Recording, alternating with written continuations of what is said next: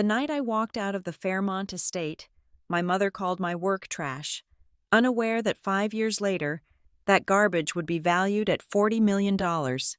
Now, as they kneel in my glass office begging for a $3 million loan, I have just one question. Why should I lend money to strangers? If you want to know how sweet it feels to hold power over those who crushed your dreams, you better sit down. My name is Camille Fairmont, and standing in the dining hall of my parents' estate in the heart of Beacon Hill, Boston, I felt less like a daughter and more like a stain on the silk tablecloth that refused to wash out. The room was a masterclass in intimidation. Crystal chandeliers, older than the country itself, dripped light onto a table set for 20.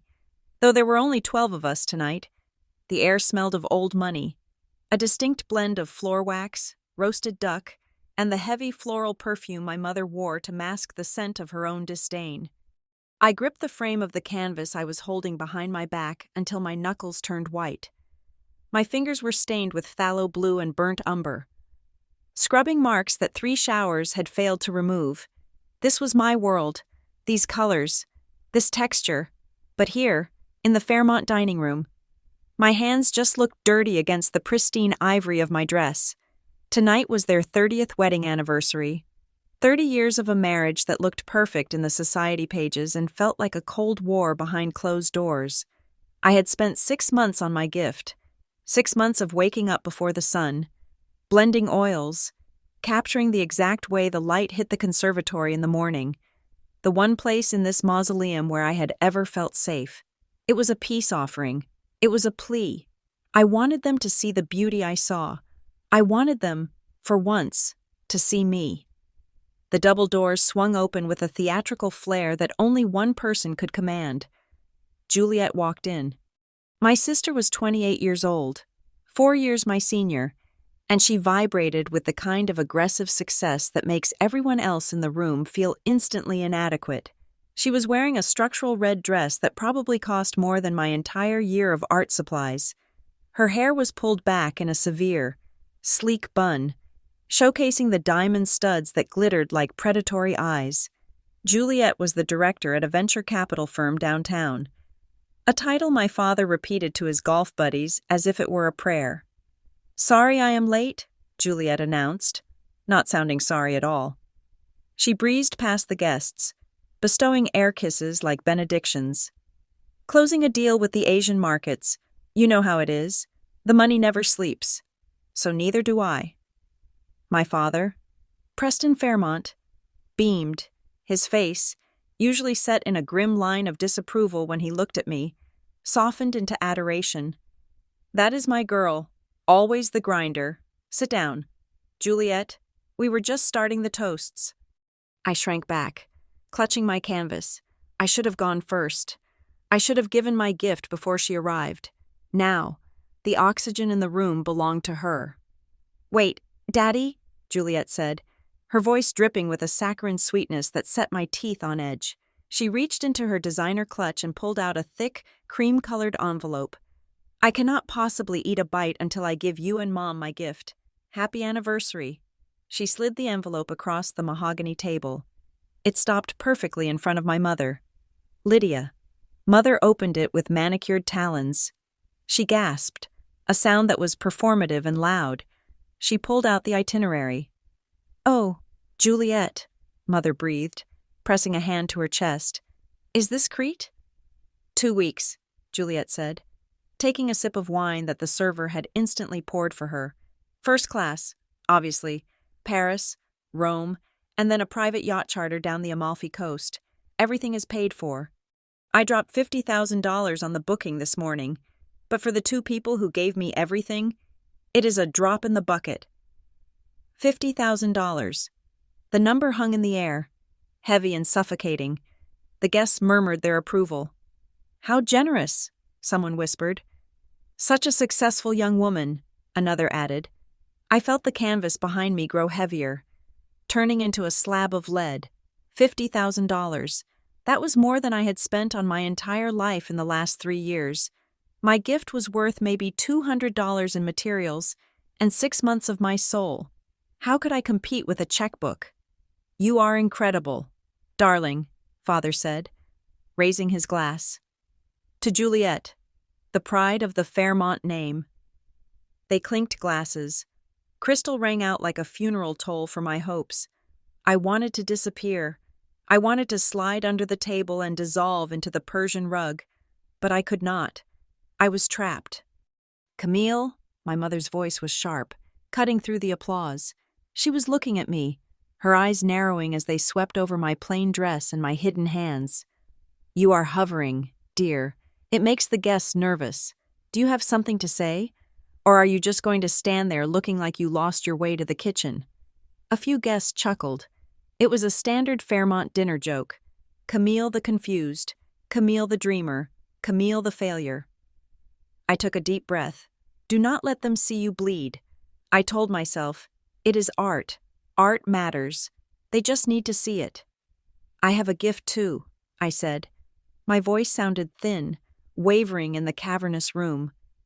I brought the canvas out from behind my back. I had not wrapped it. I wanted the image to speak for itself. It was a large piece, 3 feet by 4 feet.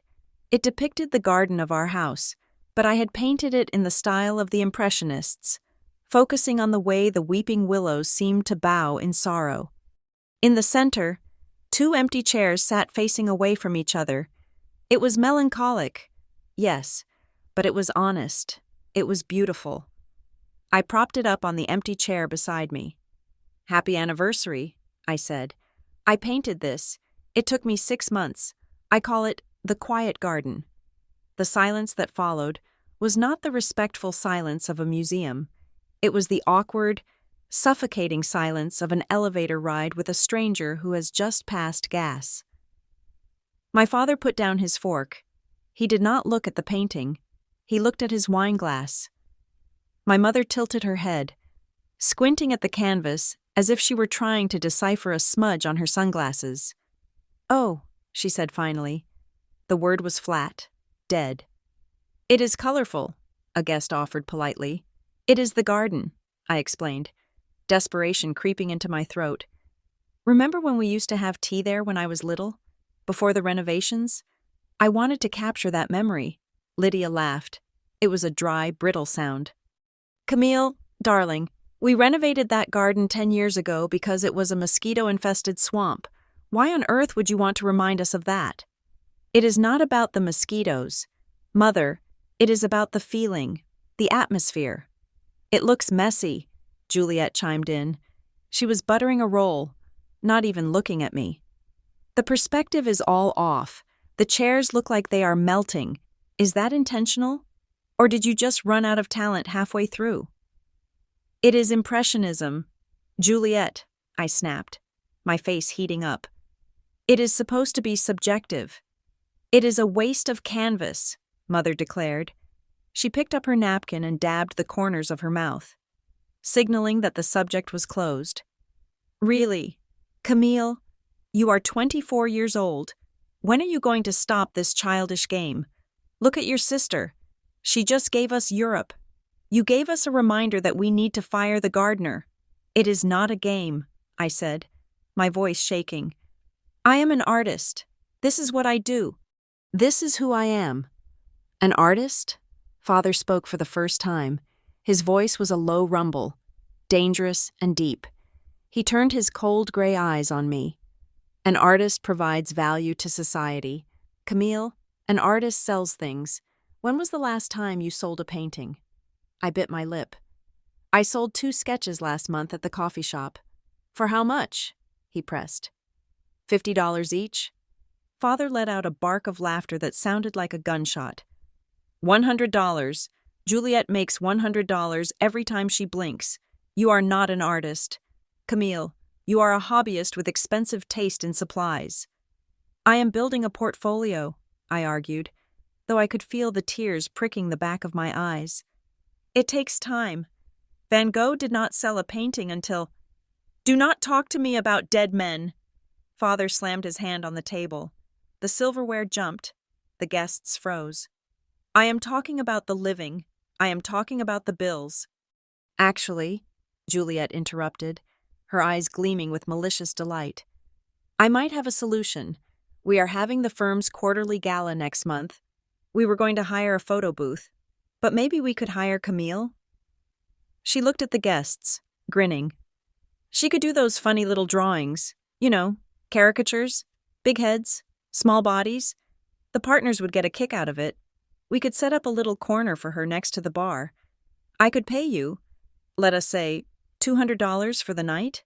It is charity, really, but it keeps it in the family. I am a fine artist. Juliet, I whispered, humiliated. I do not draw cartoons for drunk businessmen. Beggars cannot be choosers, she sang-songed. She is right, Camille. Mother agreed.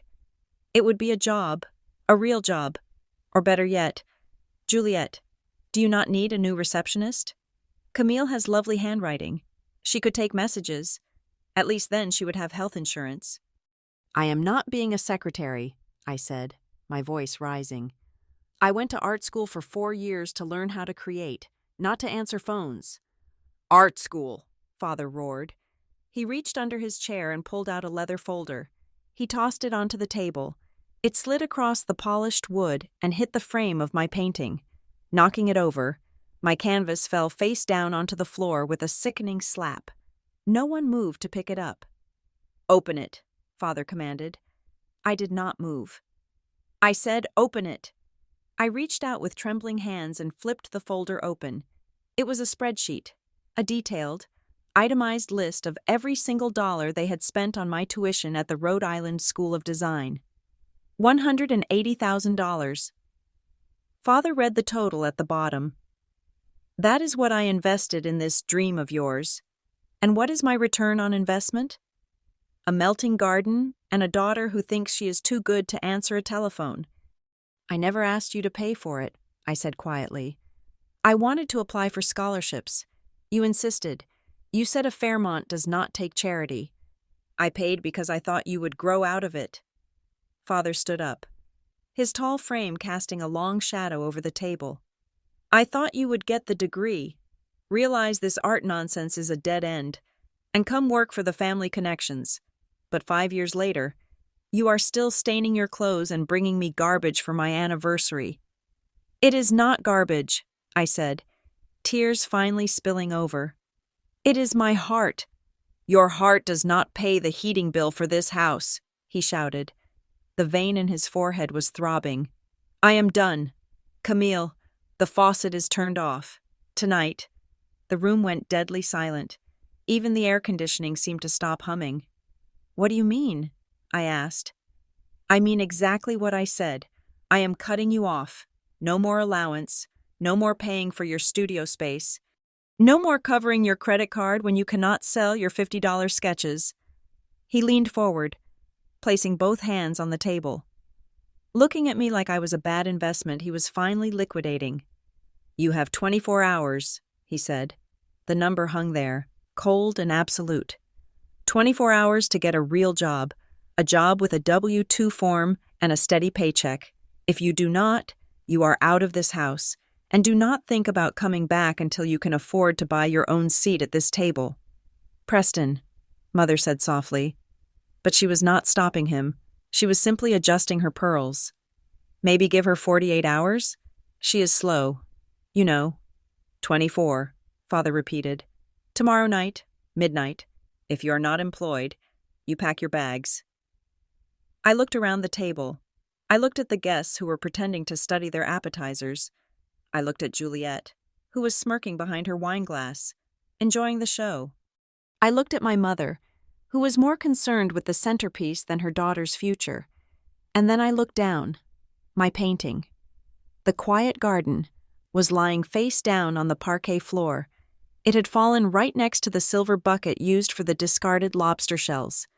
The red claws of the dead crustaceans were piled up against the edge of my canvas. Trash. That was what they saw. My work. My passion. My 6 months of labor. It was just debris to them. No different than the scraps of a meal they had devoured without tasting.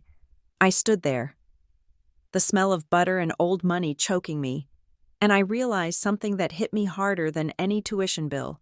I was not a daughter to them. I was a failed asset. Juliet was the high-yield bond, and I was the bad debt they were desperate to write off. I looked at my father. "You want me to get a real job?" I asked, my voice surprisingly steady. "I want you to grow up," he sneered. "Fine," I said. I did not scream. I did not throw a tantrum. A strange, cold calm washed over me. "I will leave. You will not have to wait 24 hours. I bent down. For a second, I thought about picking up my painting. I thought about saving it from the indignity of the floor. But then I stopped. If it was trash to them, let it stay with the trash. I straightened up, leaving the canvas where it lay, nestled among the lobster shells and the crumbs of a $50,000 lifestyle I could never afford. "Happy anniversary," I said to the room.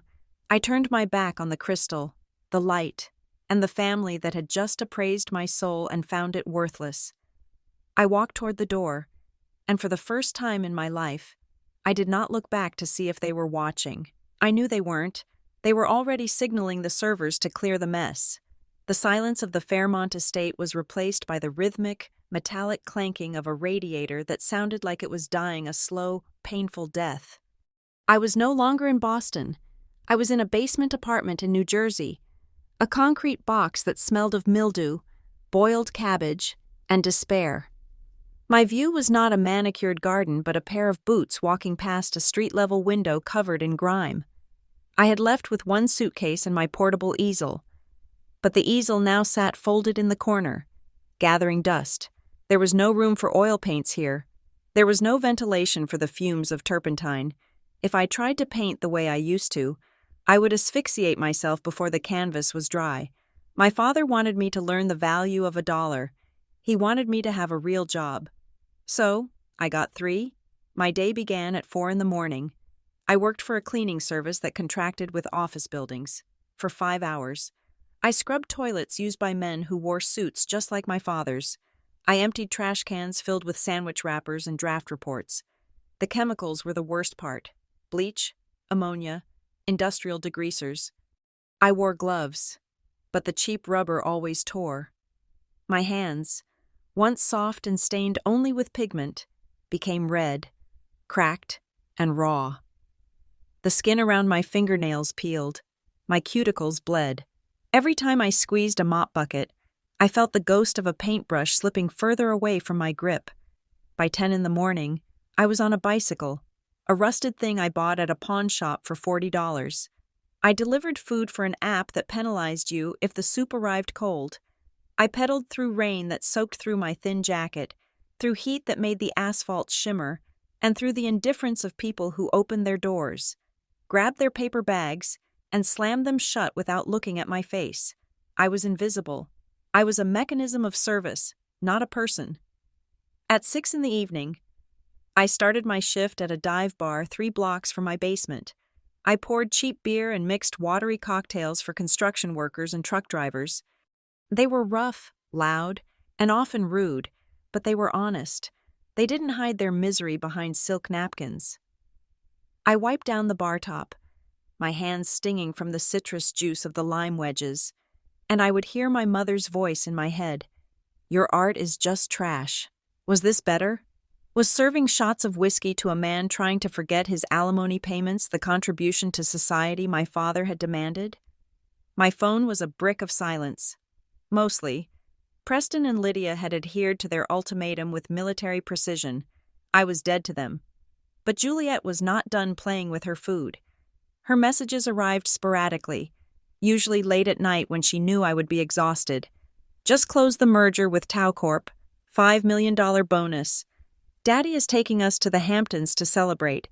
Shame you are missing the lobster." Another one came a week later. "Saw a girl cleaning the windows at the office today. Looked just like you." I almost tipped her, but I didn't want to be insulting. "Hope the real world is treating you well." I never replied. I read them, felt the bile rise in my throat, and then I turned my phone face down. They thought they were breaking me. They thought I was crying myself to sleep, regretting my choices, ready to crawl back and beg for a receptionist position. They were wrong. They had taken my comfort. Yes, But they had underestimated my rage. I could not paint with oils.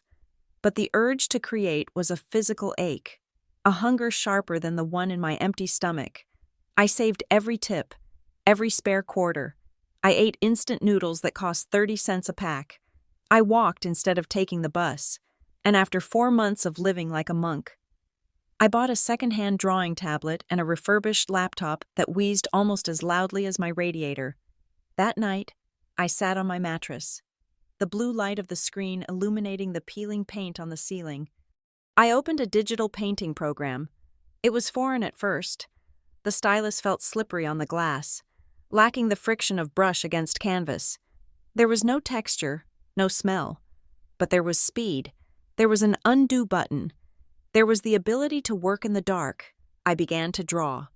I did not draw gardens or weeping willows. I drew what I felt. I created a world called Etheria. It was a broken world, a landscape of floating islands suspended in a void of endless twilight. The inhabitants were not beautiful aristocrats. They were the ashwalkers, beings with cracked skin and glowing eyes, survivors who scavenged for light in a universe that wanted to extinguish them. I poured my cleaning shifts into the gray skies. I poured the aggressive drunk men at the bar into the monsters that hunted the walkers. I poured Juliet's diamond earrings into the cold, sharp architecture of the ruling class in Etheria. I worked like a woman possessed. I would come home from the bar at 2 a.m, smelling of stale beer, and draw until the sun came up. My eyes burned, my back ached, but for those few hours, I was not Camille the failure. I was a god of my own universe. I needed a name. I could not use Camille Fairmont. That name belonged to a girl who needed approval. I needed a name that sounded like the darkness I was living in. C.F. Noir. I uploaded my first piece to a digital art forum. It was a portrait of an ash walker, her hands bandaged, holding a shard of light that looked suspiciously like a paintbrush. I titled it, The Price of Vision. I went to sleep. When I woke up 4 hours later to go scrub toilets, I checked my notifications. My inbox was full. This is incredible. One comment read, "The lighting is visceral. I can feel her pain." Said another, "Who are you? Do you take commissions?" I stared at the screen, my heart hammering against my ribs. Strangers. People who did not know my last name, who did not know I lived in a basement. They saw the work. They saw the value. I kept drawing. I created lore, backstories, maps. Etheria grew. It became a sanctuary for everyone who felt discarded. I started posting speed painting videos, showing my process. I never showed my face. I never spoke. There was just the screen, the music, and the creation of a world where the broken could fight back. 6 months passed. My following grew from hundreds to thousands, then to tens of thousands. The internet was hungry for CF, noir. Theories popped up about my identity. Was I a recluse in Tokyo? A punk rocker in London? A retired architect? I was a janitor in New Jersey, eating stale crackers for dinner. Then came the email that changed the trajectory of the earth beneath my feet. It was from the licensing director of Odyssey Interactive, one of the largest gaming studios on the West Coast. I read the subject line 3 times to make sure I wasn't hallucinating from exhaustion. Acquisition proposal. The Etheria IP. I sat on my mattress, my hands trembling. I typed a reply, trying to sound professional, trying to sound like I wasn't wearing sweatpants with a hole in the knee. We set up a video call. I left the camera off. "We have been watching your portfolio for 3 months, the director said. His voice was tinny coming through my cheap speakers. "The world building is phenomenal. The aesthetic is exactly what we are looking for in our next open-world RPG. We do not just want to commission you, CEF. We want to buy the rights to the setting and the characters. We want to bring you on as a creative consultant." "I want to remain anonymous," I said. My voice was raspy. I cleared my throat. "That is non-negotiable. No press tours, no photos. The contract is with CM Noir." "We can work with that," he said. We respect the mystique. It actually adds to the brand value. He sent over the offer letter. I waited for the file to download, the progress bar crawling across the screen. When it opened, I scrolled to the bottom. $500,000. I stopped breathing. $500,000. It was 10 times what Juliet had spent on that trip to Europe. It was nearly 3 times what my father had thrown in my face regarding my tuition. It was freedom. I looked at my hands. The cracks were still there. The smell of bleach still lingered, but as I stared at that number, the shame evaporated. My father had told me to get a real job. He had told me to understand the market. Well, I had. I signed the electronic document. When the deposit hit my account 3 days later, I did not go out and buy a sports car. I did not call my parents to gloat. I did not post a screenshot on social media. I quit the cleaning job. I quit the delivery app. I walked into the bar and handed the manager my apron. "You found something better?" he asked, wiping a glass. "Yeah," I said, a small, dangerous smile touching my lips. "I got a promotion. I moved out of the basement. I rented a loft in the city, not a luxury penthouse, but a wide, open space with huge windows and proper ventilation. I bought the best computer money could buy. I bought an ergonomic chair, and I ordered a steak dinner for one, eating it while looking out at the skyline. I was still Camille Fairmont by birth. But the girl who had begged for love was dead. She had died in that basement. The woman who sat in the loft was CF Noir. And CF Noir realized something powerful that night. My family used money as a weapon. They used it to control, to belittle, to silence. But I had made my own weapon, and mine was forged in the dark, sharpened by rejection, and it was entirely, 100% mine. I scrolled through my phone, finding the thread with Juliet. Her last text about the Hamptons was still there, unanswered. I almost typed a reply. I almost told her that I had just made $500,000 without leaving my desk. I almost told her that Etheria was going to be the biggest game of the year, but I stopped. Silence was louder. Silence was what they gave me when I needed them. Now, silence was what I would give them when I didn't. I deleted the thread. I blocked the number. I picked up my stylus. The screen hummed, waiting for me. There was work to do. Etheria was expanding, and for the first time in my life, I wasn't painting to be understood. I was painting to conquer. 3 years had passed since I walked out of the Fairmont estate into the biting cold of a Boston night, in the tech industry. 3 years is an eternity. It is enough time for empires to rise, for code to become obsolete, and for a girl who scrubbed toilets to become a ghost in the machine. Worth 8 figures. I sat in my office in Tribeca, the morning sun filtering through floor-to-ceiling windows that overlooked the Hudson River. On my desk, which was made of reclaimed volcanic ash and cost more than the car I used to deliver food in, lay a glossy magazine.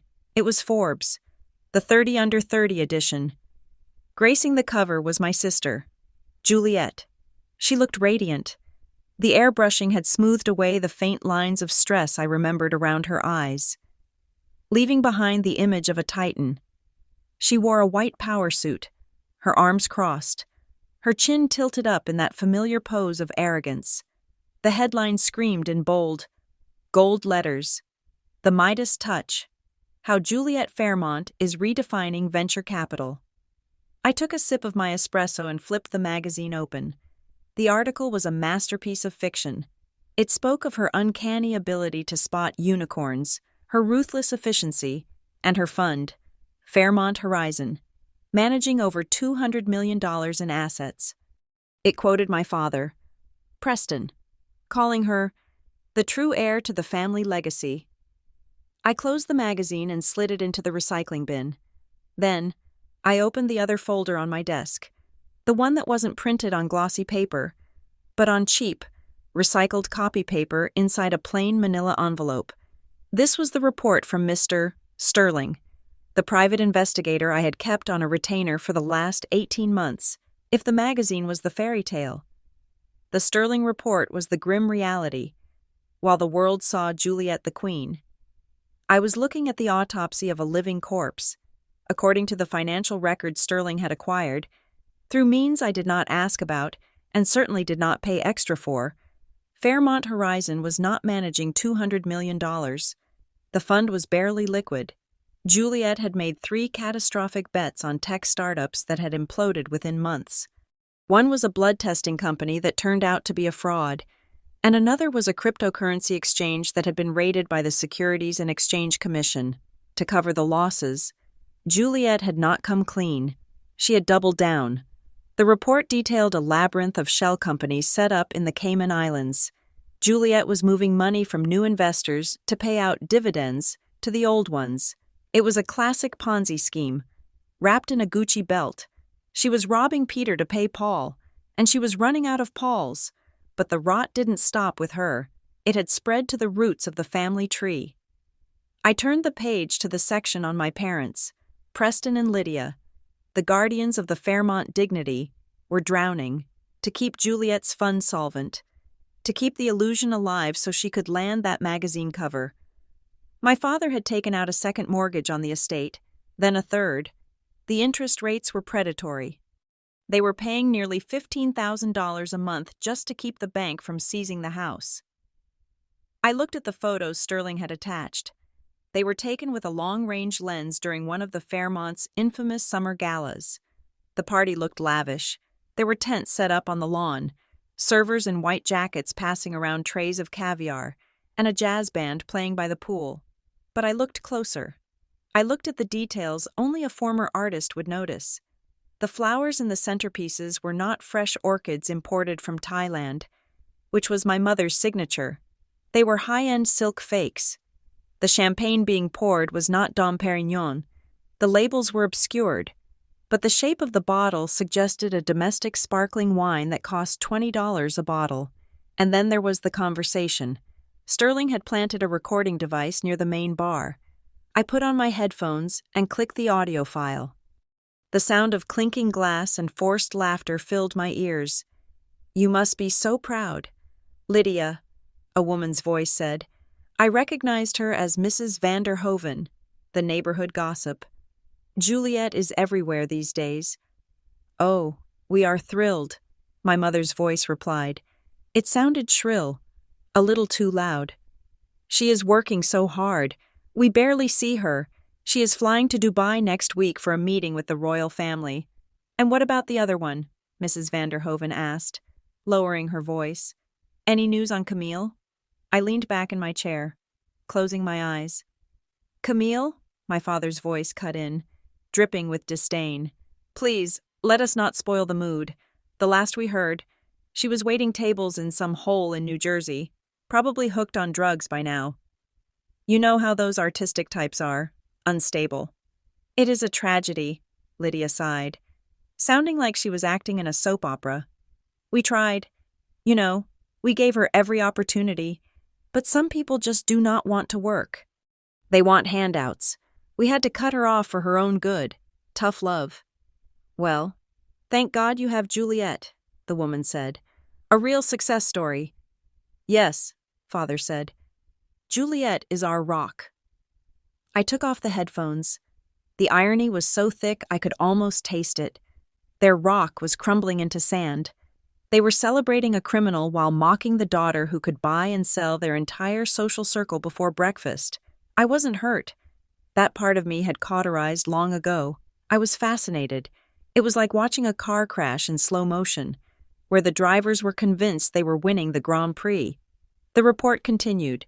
The financial desperation was manifesting in physical changes to the house. 3 months ago, the grand Steinway piano, a family heirloom that had sat in the drawing room for 50 years, had vanished. When a guest asked about it, Lydia claimed she was embracing modern minimalism and that the piano cluttering the room disrupted the feng shui. 2 weeks later, the collection of 19th-century naval paintings in the hallway disappeared. Father told the neighbors he had sent them for restoration.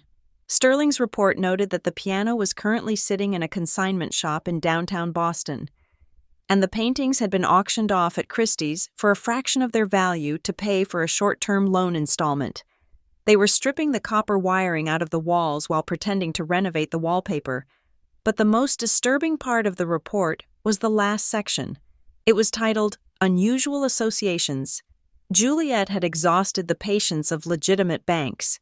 Her credit score was ruined, hidden behind corporate veils. So, she had gone to the lenders of last resort. There were photos of men entering the Fairmont estate late at night. They did not drive Ferraris or limousines. They drove black SUVs with tinted windows. They wore ill-fitting suits that bulged around the armpits, suggesting something heavier than a wallet was tucked underneath. Sterling had identified one of them as an associate of a localized crime syndicate known for loan sharking and money laundering through construction contracts.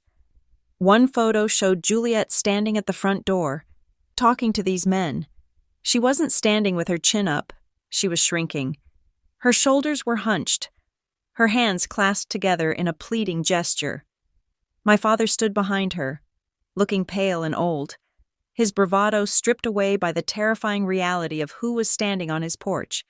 The note under the photo read, Subject Juliet Fairmont appears to be in arrears with private lenders.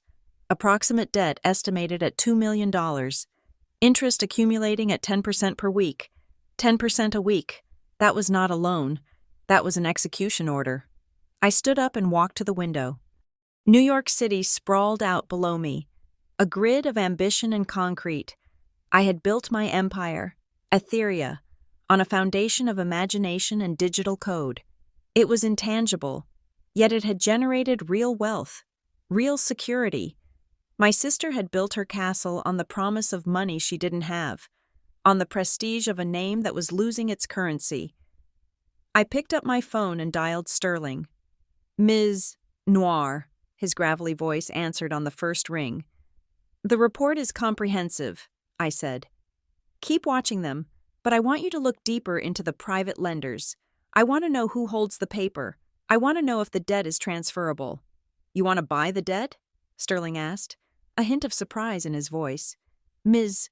Noir, these are dangerous people. They break kneecaps. I don't care about their methods, I said coldly. I care about their leverage. If Juliet owes them money, she effectively belongs to them. I want to know how much it costs to buy her freedom, or her destruction. Find out if they are willing to sell the note to a third party for a lump sum. Cash speaks louder than threats. Understood, Sterling said. It will take a few days. Take your time, I said. They are not going anywhere. They are trapped in that house with their lies. I hung up. I looked back at the magazine in the bin. The Midas touch. King Midas. In the myth, died of starvation because everything he touched turned to gold. He couldn't eat. He couldn't drink. He was the poorest man on earth. Surrounded by wealth he couldn't use. My family was starving. Surrounded by the gold-plated facade of their past. They were selling the furniture to buy champagne to toast to a lie. And the creditors were circling like sharks sensing blood in the water. They called my work a childish game. They told me to get a real job. Well, I had a real job now. I was the CEO of a multinational entertainment conglomerate. And my next acquisition target wasn't a software company. It was my own family. The thought didn't bring me joy. It didn't bring me sadness. It brought me a cold, sharp sense of clarity. They had taught me that everything had a price. Love, loyalty, dignity. It all had a dollar sign attached to it in the Fairmont household. I was just getting ready to pay the bill. If you walked through Times Square on a rainy Tuesday night in January, you could not escape me. I was 50 feet tall, projected onto the curved LED screens of the NASDAQ building, or rather, my creation was an Ash Walker, the protagonist of Etheria, stood with her jagged sword raised against a violet storm, her eyes burning with the defiance I had felt 5 years ago. Below her, the tagline glowed in neon white, Reclaim your world. Etheria was no longer just a game or a collection of digital art. It was a cultural gravitation field. It was a massively multiplayer online role-playing game with 12 million active daily users. It was a streaming animated series that had been the #1 show globally for 6 weeks straight. It was merchandise, hoodies, action figures, limited edition prints that sold out within seconds of dropping. I was not just an artist anymore, I was an industry. My headquarters, Noir Studios, occupied 3 floors of a converted industrial warehouse in Soho. It was a fortress of glass, steel, and exposed brick, humming with the energy of 300 employees, artists, coders, writers, sound engineers. They all worked under the banner of a leader they had never seen without a mask. To them, I was CF Noir, the reclusive genius who communicated via encrypted memos and voice-modulated calls. To the world, I was a ghost. My personal income had stabilized at around $3 million a month. The first time I saw that number hit my bank account, I stared at it for an hour, waiting for the bank to call and tell me it was a mistake. They did not call. By the 3rd month, the number became an abstraction. Money ceased to be about survival. It became ammunition. I bought a penthouse overlooking Central Park. I did not look at the price tag. The realtor had started to list the amenities: the heated floors, the private elevator, the wine cellar, and I just handed him a cashier's check. I furnished it with minimalism that bordered on clinical. No clutter, no excess, just space. Space was the ultimate luxury for a girl who had lived in a basement. Yet, despite the billions of impressions my work generated, the media remained obsessed with one question: who is CF Noir? Paparazzi camped outside the studio, harassing my employees. Theories ranged from me being a collective of AI algorithms to a bored Hollywood celebrity. I fed the fire by remaining silent. Silence, I had learned, was the most expensive commodity in the noise of the 21st century. I agreed to a single interview with a prestigious tech journal, on the condition that it be audio only and my voice be distorted. Your work focuses heavily on themes of betrayal and systemic corruption, the interviewer had asked, his voice crackling through the secure line. The world of Etheria is beautiful, but it is cruel. Where does that darkness come from? I sat in my office, looking at the same painting my mother had called a waste of canvas, which now hung behind my desk. It comes from reality, I answered, the voice modulator turning my tone into a deep, synthetic bass. We are taught that family is a sanctuary, but for many, it is a cage. I write about the moment the bird realizes the door was never locked, but its wings were clipped by the people who claimed to love it. Is there a specific person who inspired the villains in your story? Not a person, I said. A mindset, the mindset that art is trash until it has a price tag. I was inspired by those who threw my dreams into the fire to keep themselves warm. I thank them. The fire they started burned away my fear. The interview went viral. The quote was plastered across the internet, and ironically, it attracted the sharks. One morning, my director of partnerships, a sharp woman named Elena, walked into my office. "We have an investment inquiry," she said, placing a tablet on my desk. "It is from a boutique venture capital firm in Boston, Fairmont Horizon. They want to discuss a Series B funding round. They are offering $5 million for a 2% equity stake." I froze. My hand hovered over my coffee cup. "Fairmont Horizon?" I repeated, keeping my voice level. "Yeah, the CEO, Juliette Fairmont, sent a personal note. She says she feels a deep spiritual connection to the themes of the game. She thinks it aligns with her firm's vision of empowering visionary creators." I let out a laugh. It was a dry, sharp sound that startled Elena. A deep spiritual connection. That was rich. Juliette, who had mocked my charcoal sketches, now wanted to buy a piece of my soul because she smelled money. She did not know who CF Noir was. She just saw the trend lines. She saw a lifeboat for her sinking ship. "What should I tell her?" Elena asked. "Tell her," I said, leaning back in my chair, "that CF Noir does not take money from people who do not understand the value of art until it is on the cover of a magazine. Reject it. And Elena? Blacklist the firm. I never want to see an email from them again." "Done," Elena said, tapping the screen. Watching that rejection go through felt good. But it was defensive. I was done playing defense. I needed to go on the offense, and for that, I needed a weapon that wasn't a paintbrush. I needed Oliver. Oliver Sterling was the only person from my past I had not erased. We had dated in art school, two broke students sharing a sketchbook and a dream. He had been the one to tell me my impressionist style had heart when my professors told me it was dated. We had drifted apart when I was kicked out. He went to law school. I went to the basement, but he had never stopped checking in. He was the one who had recommended the private investigator. I met him at a dimly lit jazz bar in Greenwich Village. He looked different now. The messy hair of his student days was tamed into a sharp cut, and he wore a suit that fit him like armor. He was a partner at a corporate law firm now, specializing in mergers and acquisitions. "Camille," he said, standing up as I approached. He didn't hug me. He knew I didn't like being touched anymore. He just nodded, his eyes scanning my face with a mixture of pride and concern. "You look expensive." "I am expensive," I said, sliding into the booth. "How is the firm?" "Busy, boring. We just helped a pharmaceutical company buy a competitor so they could raise the price of insulin. I feel dirty." "Good," I said, "because I need you to do something dirty for me, but it is the kind of dirty that will make you sleep like a baby." I slid a tablet across the table. It displayed the financial dossier on Juliet and my parents that the investigator had compiled. Oliver picked it up, scrolling through the data. His eyebrows shot up. "This is a disaster zone," he muttered. "Ponzi scheme accusations, tax evasion, predatory loans from unauthorized lenders. Camille, your sister is not just broke. She is radioactive." "I know," I said. "She owes $2 million to a syndicate that breaks kneecaps. My parents have mortgaged the estate 3 times over. They are drowning." "And you want to save them?" Oliver asked, looking at me skeptically.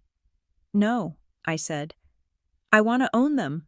I leaned forward, my voice dropping to a whisper. "I want to buy their debt. Oliver. All of it.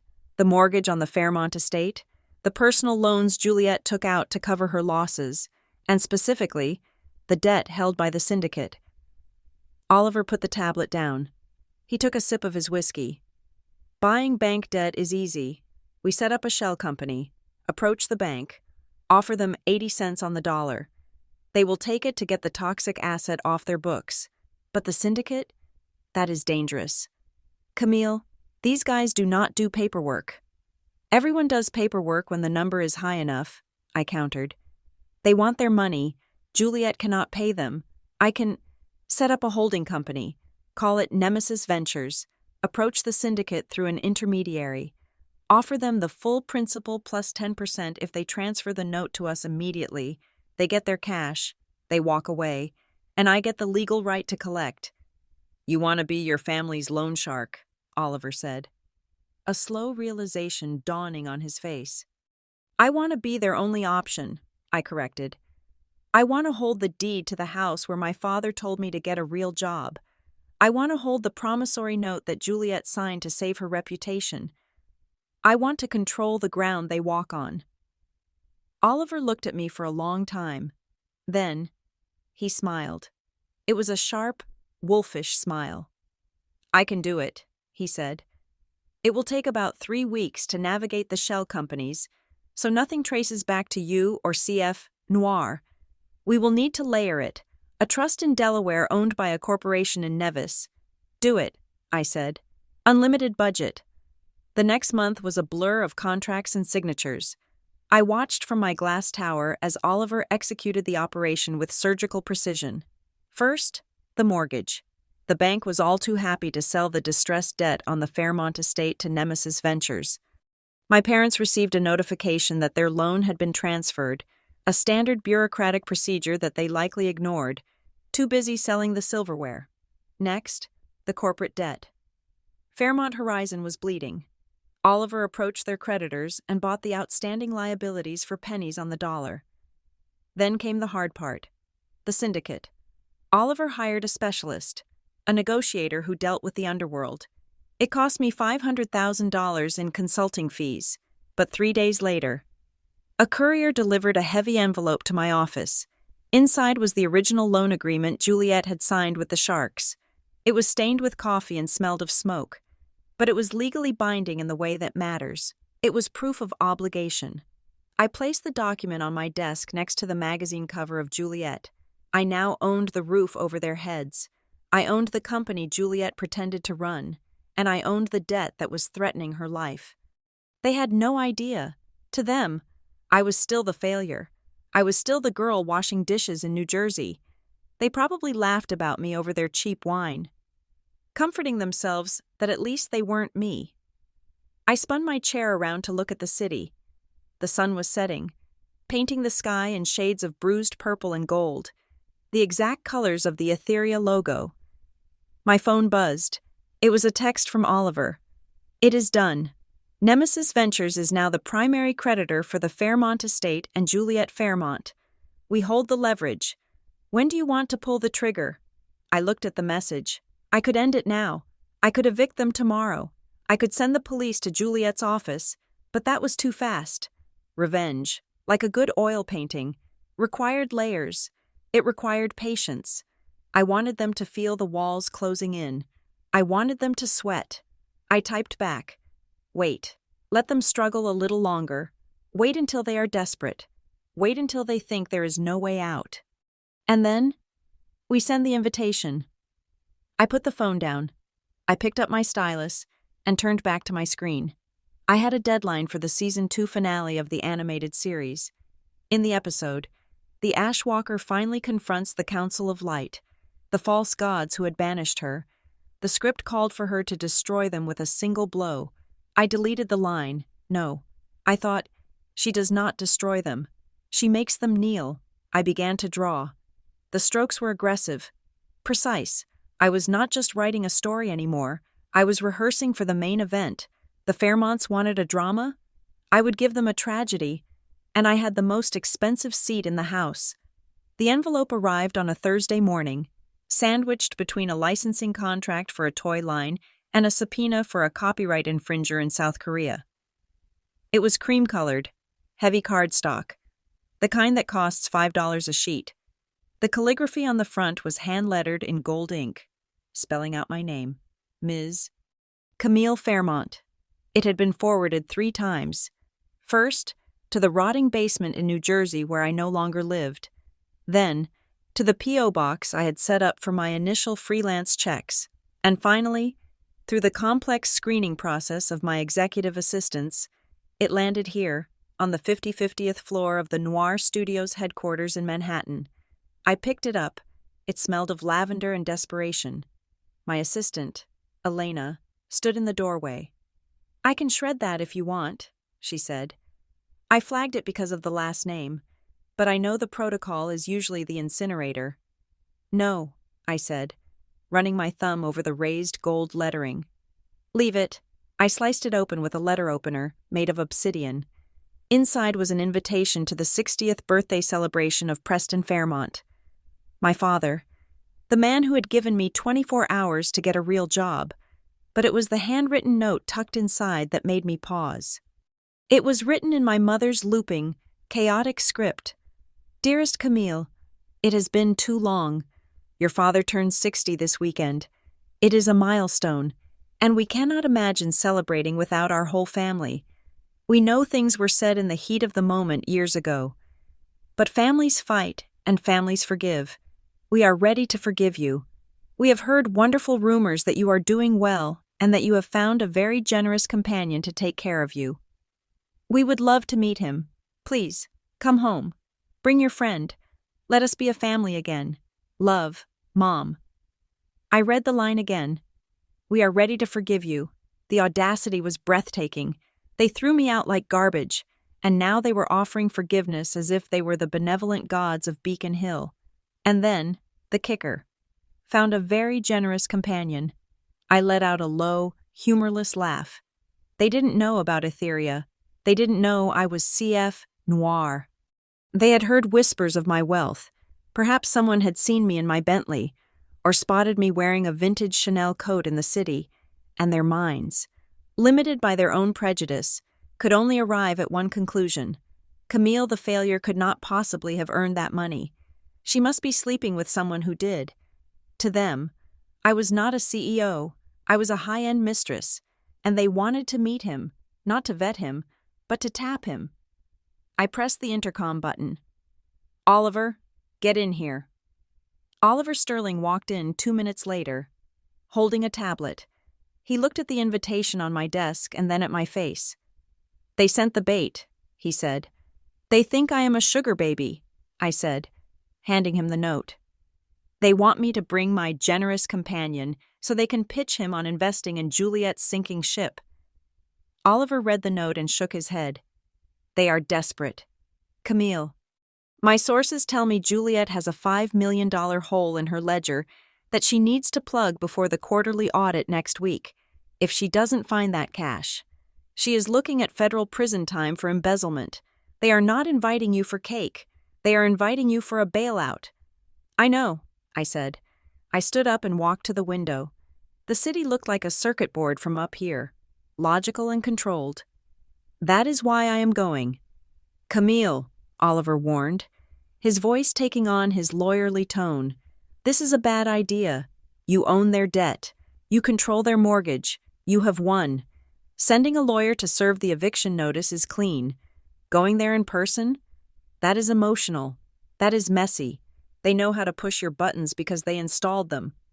I am not going there to get emotional. Oliver, I am going there to inspect my investment." I turned back to him. "And I am not bringing a generous companion. I am going alone." "You are walking into a den of vipers," he said. "I am the viper," I corrected him. "I need you to prepare a document for me. Not the eviction notice. Not yet. I want a full portfolio of the debt assignments, the mortgage transfer, the promissory notes from the syndicate, the acquisition of Juliet's corporate liabilities, bind it in leather. Make it look like a gift." Oliver sighed, rubbing his temples. "The Trojan horse strategy. You are going to hand them their own death warrant wrapped in a bow." "Exactly. But I need a car. Not the Bentley. Not the driver. I need something humble. Something that says, 'I am trying my best. Rent me a Ford Taurus. Beige. Maybe a few years old.'" "You want to play the role," Oliver realized. "If they think I am a kept woman, let them think it. If they think I am struggling without my boyfriend, even better. I want to see their faces when they realize the truth. I want to see the hope die in their eyes. Oliver, I cannot see that from Manhattan." The drive to Boston took 4 hours. The rented Ford smelled of stale pine air freshener and someone else's cigarettes. It rattled when I went over 60 miles per hour. It was perfect. I wore a black dress. To the untrained eye, it was simple, modest. Perhaps something bought off the rack at a department store. To a trained eye, the fabric was vicuña wool, and the cut was bespoke, costing more than the car I was driving. But the Fairmonts did not have trained eyes anymore. They only had greedy ones. I wore no jewelry, no watch, nothing that screamed power. As I pulled off the highway and navigated the familiar winding roads of Beacon Hill, a strange calmness settled over me. 5 years ago, I had left this neighborhood with tears streaming down my face, terrified of the dark. Now, I was the dark. I turned onto the long driveway of the Fairmont estate. The house rose up like a Gothic monument to old money. The brick facade was imposing, covered in ivy that looked less like decoration and more like it was strangling the structure. But as I got closer, the cracks in the facade became visible. The landscaping, once manicured to within an inch of its life, was shaggy. The hedges were overgrown. The fountain in the center of the circular driveway was dry, filled with dead leaves. It was subtle, but the smell of neglect was there. It smelled like a house that was holding its breath. There were cars parked along the drive, but not the fleet of Rolls-Royces and Mercedes that used to line up for Preston's parties. There were a few BMWs, a couple of Lexus SUVs, but the herd was thin. The rumors of Juliet's financial toxicity had evidently spread. Rats are the first to flee a sinking ship, and social climbers are faster than rats. I parked the beige Ford between a Porsche and a decorative shrub. I sat in the car for a moment, gripping the steering wheel. Focus, I whispered to myself. You are not Camille the daughter. You are C.F. Noir. You are the CEO of Nemesis Ventures. This is just a meeting. I reached into the passenger seat and picked up the black leather portfolio. It was heavy. Inside lay the paper trail of their destruction. It was the only gift I had brought. I stepped out of the car. The evening air was crisp. I walked up the stone steps, the sound of my heels clicking a rhythm of war. The front door was open. I didn't knock. I walked right in. The foyer was exactly as I remembered, yet entirely different. The grand staircase was there. The chandelier was there, but the soul of the house was gone. The grand naval paintings that used to line the hallway were missing, replaced by rectangular patches of wall that were slightly brighter than the rest of the faded wallpaper. They had sold the history to pay for the present. Camille? The voice came from the drawing room. I turned. My mother, Lydia, stood there. She was holding a glass of champagne that I knew was cheap sparkling wine. She looked older. Her makeup was a little too thick, trying to fill in the crevices of worry that had etched themselves around her mouth. She wore a dress I recognized from a gala 10 years ago. Mother, I said. My voice was cool, steady. She rushed forward, her heels clacking on the marble. For a second, I thought she was going to hug me. I stiffened, ready to recoil, but she stopped 2 feet away, her eyes darting immediately to the space behind me. You came, she exclaimed, her smile tight and practiced. And are you alone? I am, I said. The disappointment on her face was so naked, it was almost comical. She looked past me out the open door, scanning the driveway. She saw the beige Ford. Her face fell further. Oh, she said. We thought the letter said well. Never mind. Where is your friend? The generous one? He could not make it, I lied smoothly. He is very busy. Business. I see, she said, her tone cooling instantly. The warmth evaporated. I was no longer the conduit to a bank account. I was just Camille again.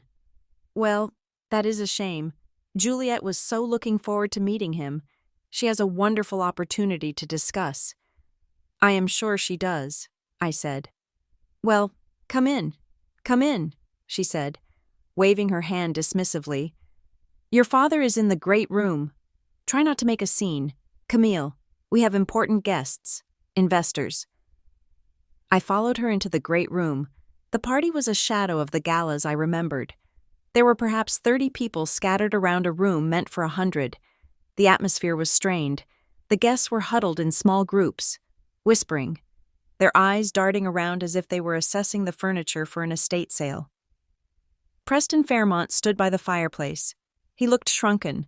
His tuxedo hung loosely on his frame, and his hair, once silver and thick, was thinning. He was laughing too loudly at a joke made by a man I didn't recognize. Preston, Lydia called out, her voice shrill. Look who decided to show up. Father turned. His eyes landed on me. There was no love in them. There was only calculation. He scanned me from head to toe, noting the lack of jewelry, the simple dress. He sneered. Camille, he said. He didn't move to greet me. You actually came. I half expected you to be working a shift somewhere. I took the night off, I said, walking towards him. And the boyfriend? He asked bluntly. The one with the money? He is not here, Father scoffed. Figured. Probably realized you were not worth the trouble. Well, grab a drink. Try not to embarrass us. Juliet is talking to Mr. Henderson from the bank. Do not interrupt her. I looked across the room. Juliet was cornering a balding man near the bar. She looked frantic. Her hands were moving wildly as she spoke, and the man looked like he was trying to find an exit. She looked thin, gaunt even. The representative young entrepreneur was gone. This was a woman on the edge of a nervous breakdown. Happy birthday, Father, I said, holding out the black leather portfolio. I brought you a gift. He looked at the portfolio with suspicion. What is this? Another finger painting? Did you glue some macaroni to a piece of paper for me? A few guests nearby chuckled. The old dynamic, kick Camille, get a laugh. No, I said. keeping my eyes locked on his. "It is something much more valuable. It is a record of your legacy." He took it, his hand heavy with dismissal. He didn't open it, he just tossed it onto the side table, right next to a stack of unopened envelopes. "I will look at it later," he said. "If it is not a check." "Camille, I really do not have the time. I have a house to run." "You certainly do," I said softly. "What is that supposed to mean?" he snapped. "Nothing," I said. "Just enjoying the party." I walked away from him. I moved through the room, a ghost in my own home. I grabbed a glass of the fake champagne. I didn't drink it, I just held it, watching. I watched Juliet beg the banker for an extension. I heard him say no, and walk away. I watched her face crumble, then instantly reset into a fake smile as she turned to another guest. I watched my mother hide a tray of hors d'oeuvres that were clearly store-bought, plating them onto silver platters to make them look homemade. I watched my father check his watch every 5 minutes, looking at the door, hoping for a savior who wasn't coming. They were drowning in plain sight. Oliver was right. It was a trap. But they were the ones caught in it. I felt a tap on my shoulder. Well, a voice hissed. "If it isn't the prodigal sister." I turned. Juliet stood there, up close. The damage was undeniable. Her eyes were bloodshot. She smelled of vodka and expensive perfume that had turned sour on her skin. "Hello, Juliet," I said. "Where is he?" she demanded. She didn't even say hello.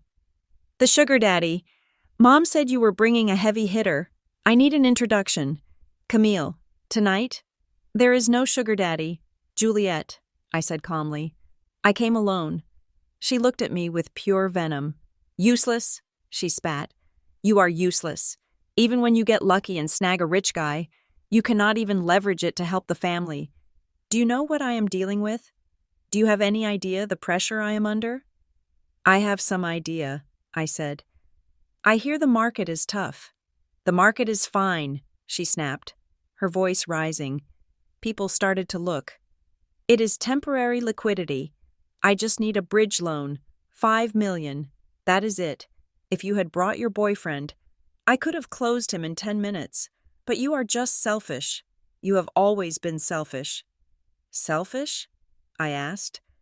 "I seem to remember you sending me a bill for your Europe trip while I was eating instant noodles." "That was a lesson," she shouted. "We were trying to teach you how the world works." "And I learned," I said. "I learned very well." "You learned nothing," she sneered. "Look at you, rented car, cheap dress. You are still the same loser who painted sad little pictures in the garden. You will never be one of us." I looked at her. I looked at the sweat on her upper lip. I looked at the trembling of her hands. "You are right, Juliet," I said, leaning in close so only she could hear. "I am not one of you, and you should thank God for that." I turned and walked away. I placed my glass on the table next to the portfolio my father had discarded. I had seen enough. The hunger in their eyes, the fear behind the arrogance, it was all there. They were not waiting for a loan. They were waiting for an executioner. And they had just invited her into the living room. The atmosphere in the Fairmont great room was brittle, like a sugar sculpture left out in the humidity. I stood near a pillar, swirling the tepid, sparkling wine in my glass, watching the social performance art unfolding before me. I was wearing a black dress made of unbranded vicuña wool, cut with a surgical precision that whispered wealth only to those who knew the language of textiles. To my family, however, the lack of a shimmering Gucci logo or a diamond choker meant I was practically destitute. My mother, Lydia, circled back to me. The initial shock of my arrival had worn off, and now her predatory instincts were kicking in. She glided over, her eyes scanning me like a barcode reader at a checkout counter. She looked at my ears, bare. She looked at my neck, bare. She looked at my wrists, bare. "You look healthy, Camille," she said, her voice dripping with a mix of condescension and investigation. She reached out and fingered the fabric of my sleeve. "Wool? It is a bit plain for a celebration. Do you not think? I suppose you just wore what you had." "It is comfortable," I said simply. Of course, she sighed, withdrawing her hand as if she feared poverty might be contagious. We were just hoping your friend would be here. We wanted to thank him for stabilizing you. It is not easy taking on a charity case. I am not a charity case. Mother? Hush now. She waved her hand. There is no need to have pride with family. We know you are drawing again. It is quaint. But let us be realistic. Someone is paying for the roof over your head. And it certainly is not your sketches. Before I could retort, a hand gripped my arm. It was Juliet. The venom from our encounter 10 minutes ago had vanished, replaced by a terrifyingly brittle fragility. Her eyes were wide and glistening with what looked like tears, though I suspected they were summoned by sheer force of will. Camille, she choked out. Please, I need to talk to you. Alone, now. She dragged me away from the main cluster of guests, pulling me into the small library off the main hall. It was the room where my father used to smoke cigars and tell us that artists were useless eaters. Juliet shut the door and immediately leaned against it, sliding down slightly as if her legs could no longer support the weight of her genius. I am sorry about earlier, she began, her voice trembling. I am just under so much pressure. You have no idea what it is like, Camille, carrying the weight of this family's legacy. It is crushing me. I leaned against the mahogany desk, crossing my arms. The magazine said you were the Midas of Boston. Surely Midas does not crumble at a birthday party. The magazine does not know the truth, she whispered dramatically. The market turned. Camille, it turned so fast. I have assets, of course, millions in assets, but they are illiquid, locked up in long-term positions, and now I have a cash flow gap. She looked up at me, blinking away a tear that tracked perfectly down her cheek. It was an Academy Award-worthy performance. How big of a gap? I asked, playing along. It is nothing, really, a hiccup, she said, waving a hand. But the timing is terrible. If I do not bridge it by Monday, the auditors will ask questions, unnecessary questions. It could spook the investors. So you need a loan, I said. I need a bridge, she corrected. $3 million, just for 60 days. I would pay it back with interest, double interest, $3 million. They were lying about the amount, asking for the bare minimum to keep the wolves at bay, likely planning to ask for more later. $3 million is a lot of money. Juliet, I said, widening my eyes in feigned innocence. I thought you had a real job. You are the director. I just draw silly little pictures on a computer. Where would I get $3 million? Juliet's face hardened for a split second before she reapplied the mask of the desperate sister. Do not play coy. Camille, we know about your situation. We know you are with a man, a very wealthy man. The library door opened, and Preston Fairmont walked in. He didn't look like a man celebrating his 60th birthday. He looked like a man checking the perimeter of a fortress under siege. Did you ask her? He demanded, looking at Juliet. I am trying. Daddy, Juliet sniffled. She is playing games. Preston turned to me. The fake warmth was gone. He looked at me with the same cold, transactional stare he had used 5 years ago when he itemized my tuition. Listen to me, Camille, he said, his voice low and threatening. This is not about you. This is about the Fairmont name. If Juliet's fund falters, the rumors start. If the rumors start, the stock drops. If the stock drops, we lose everything. The house, the reputation. Your mother's standing in the society. And that has what to do with me? I asked. I recall being told I was not a Fairmont anymore. I believe the phrase was, get out. We were trying to motivate you, Preston barked. And it worked, didn't it? You found yourself a provider. You are living the high life while your sister is out there in the trenches fighting for this family. Fighting? I almost laughed. Is that what you call it? We need $3 million, Preston said, ignoring my tone. By Monday morning. I do not have $3 million, I said calmly. I buy my own groceries. I pay my own rent. I do not have millions lying around. But he does, Lydia's voice chimed in. She had slipped into the room behind Preston, completing the ambush. Who? I asked. Your boyfriend, Lydia said, the word tasting sour in her mouth. The older gentleman, the one buying you the vintage coats. Surely $3 million is pocket change to him. You want me to ask a man I am dating for $3 million? I asked slowly, letting the implication hang in the air. You want me to beg him for money to pay your debts? It is not begging, Juliet said quickly. It is an investment. Tell him it is an investment in Fairmont Horizon. We will write up a contract. And if he says no? I asked. Preston stepped closer, invading my personal space. You make sure he does not say no. Camille, you are a pretty girl. You always were. Men like pretty girls. They like to be appreciated.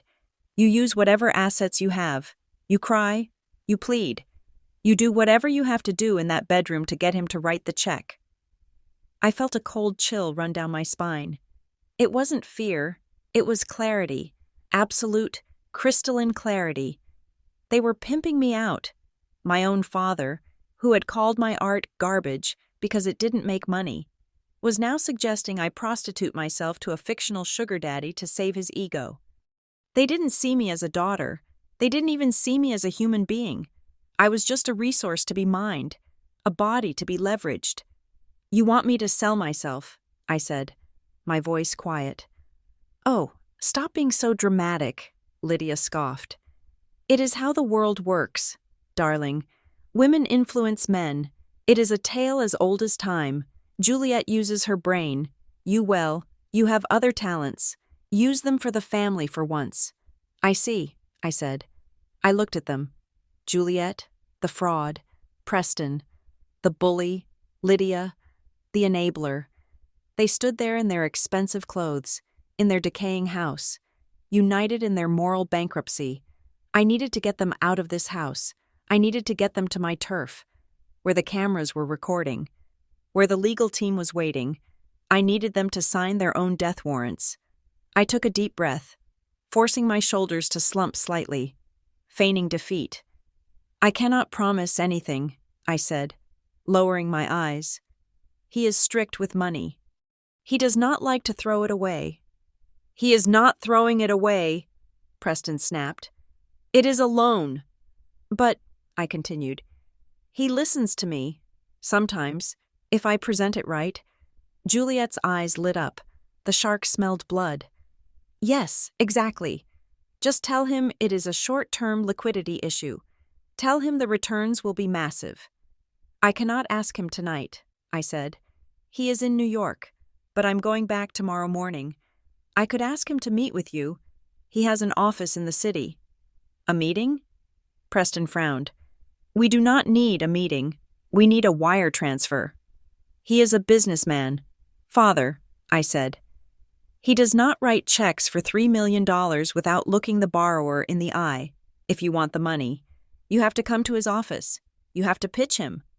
Fine, Juliet said, desperate. I can pitch. I can sell ice to an Eskimo.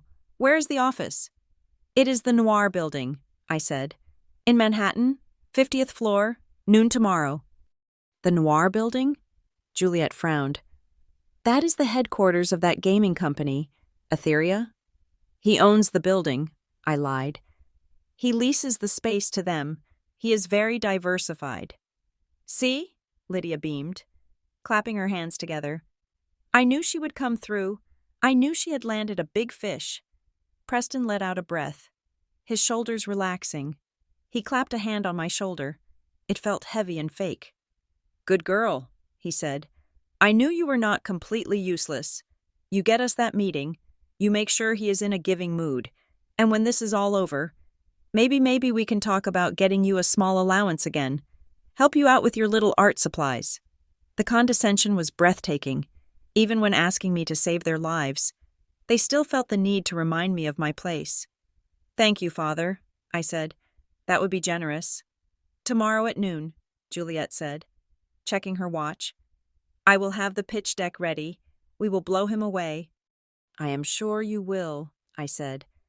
I really think he's going to be surprised by what you have to offer. Go on then, Preston waved me off. Go mingle. Do not drink too much. You need to look fresh for him tomorrow. I turned and walked out of the library. My heart was not pounding. My hands were not shaking. I felt a cold, metallic precision in my veins. They thought the fish had taken the bait. They thought they had manipulated the weak. Foolish artist daughter into doing their dirty work. They were already spending the money in their heads. They had no idea that they had just agreed to walk into a slaughterhouse. I walked back through the party, past the guests who were murmuring about the lack of waiters. I walked out the front door, down the stone steps, and into the cool night air. I got into the beige Ford Taurus. I started the engine. As I drove away from the Fairmont estate, I didn't look back at the house. I looked at the road ahead. Oliver, I said, dialing my lawyer on the hands-free system. Did you survive? His voice asked. I did, I said, and I have them. They are coming to the office tomorrow at noon, all of them. Did they ask for the money? They asked for $3 million, I said. And they told me to prostitute myself to get it. There was a silence on the line. Then, Oliver's voice came back, colder than ice. I will have the papers ready, he said. And Camille, I will have the security team on standby. Good, I said. Make sure the conference room is prepped, and hang the painting. You know the one. The quiet garden? Yes, I said. Put it right behind the CEO's chair. I want it to be the first thing they see when they realize who really owns them. It will be done, Oliver said. I hung up and merged onto the highway, heading back to New York. The charade was over. The stage was set. Tomorrow, the curtain would rise, and the Fairmonts would finally learn the difference between price and value. The lobby of the Noir building was designed to make people feel small. It was a cavern of white marble and polarized glass. Silent except for the hum of the climate control and the soft footsteps of people who made more money in an hour than my father currently made in a year. I stood in my office on the 50th floor, watching the security feed on a tablet. The Fairmonts had arrived. They looked like tourists lost in a space station. Preston was wearing his best suit, a Navy Brooks Brothers number that was 10 years out of style. Lydia was clutching her Chanel bag like a shield, her eyes darting around the minimalist space, clearly looking for something to criticize, but finding herself overwhelmed by the sheer, unadulterated cost of everything around her. Juliet was the worst. She walked with a nervous, jerky energy, rehearsing her pitch to the air, clutching a leather folder that contained the lies about her company's solvency. They approached the front desk. I turned up the volume on the feed. Preston Fairmont, my father announced to the receptionist, his voice echoing slightly. And family, we are here to see. He paused. He didn't know who he was here to see. He only knew the address I had given him. We have a meeting with the owner. Regarding an investment, the receptionist, a young woman named Sarah, who had been briefed explicitly on how to handle this, did not smile. She did not offer them water. She simply typed something into her console. Identity confirmed, she said, her voice devoid of warmth. Take the express elevator to the 50th floor. Ms. Vance will collect you. Ms. Vance? Lydia whispered to Juliet as they walked away. That must be the executive assistant, or maybe the mistress's handler.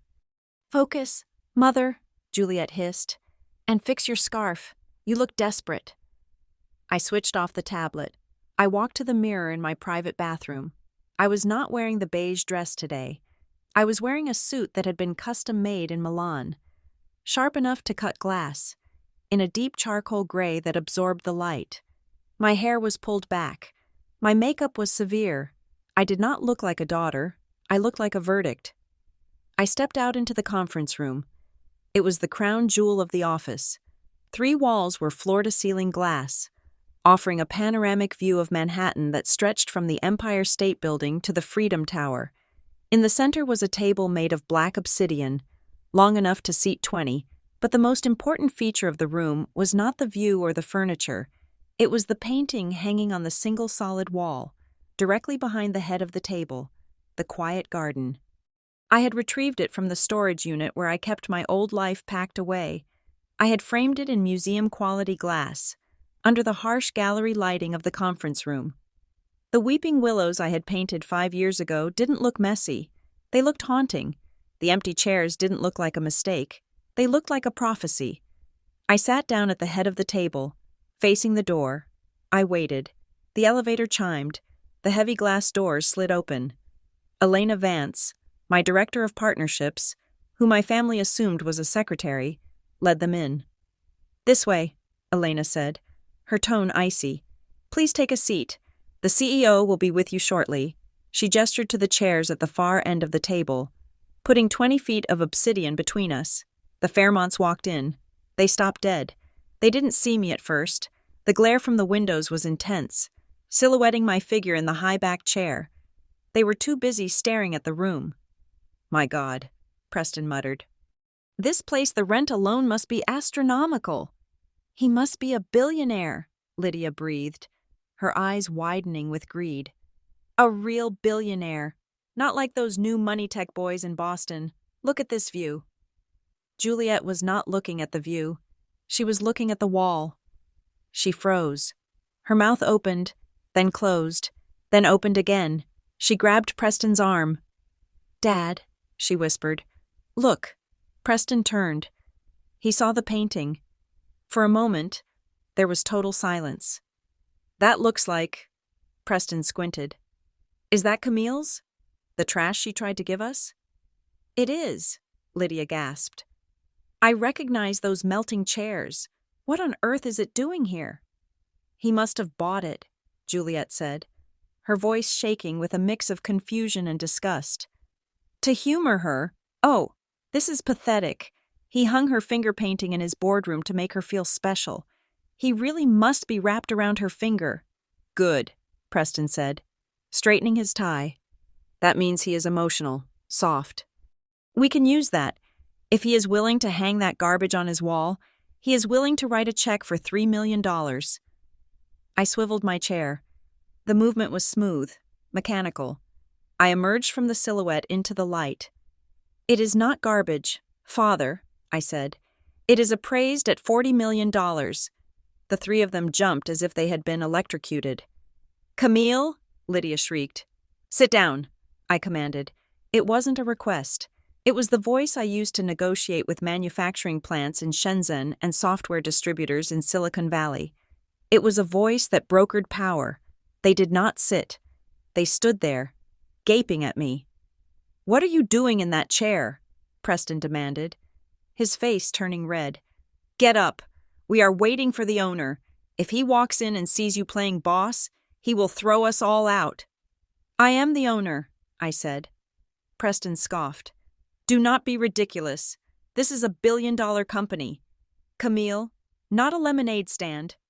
Now get up, act like a lady, and tell your boyfriend we are ready." I pressed a button on the console built into the table. The blinds on the windows adjusted. Cutting the glare, the logo of the company, a stylized Etheria sigil, glowed on the screens behind me.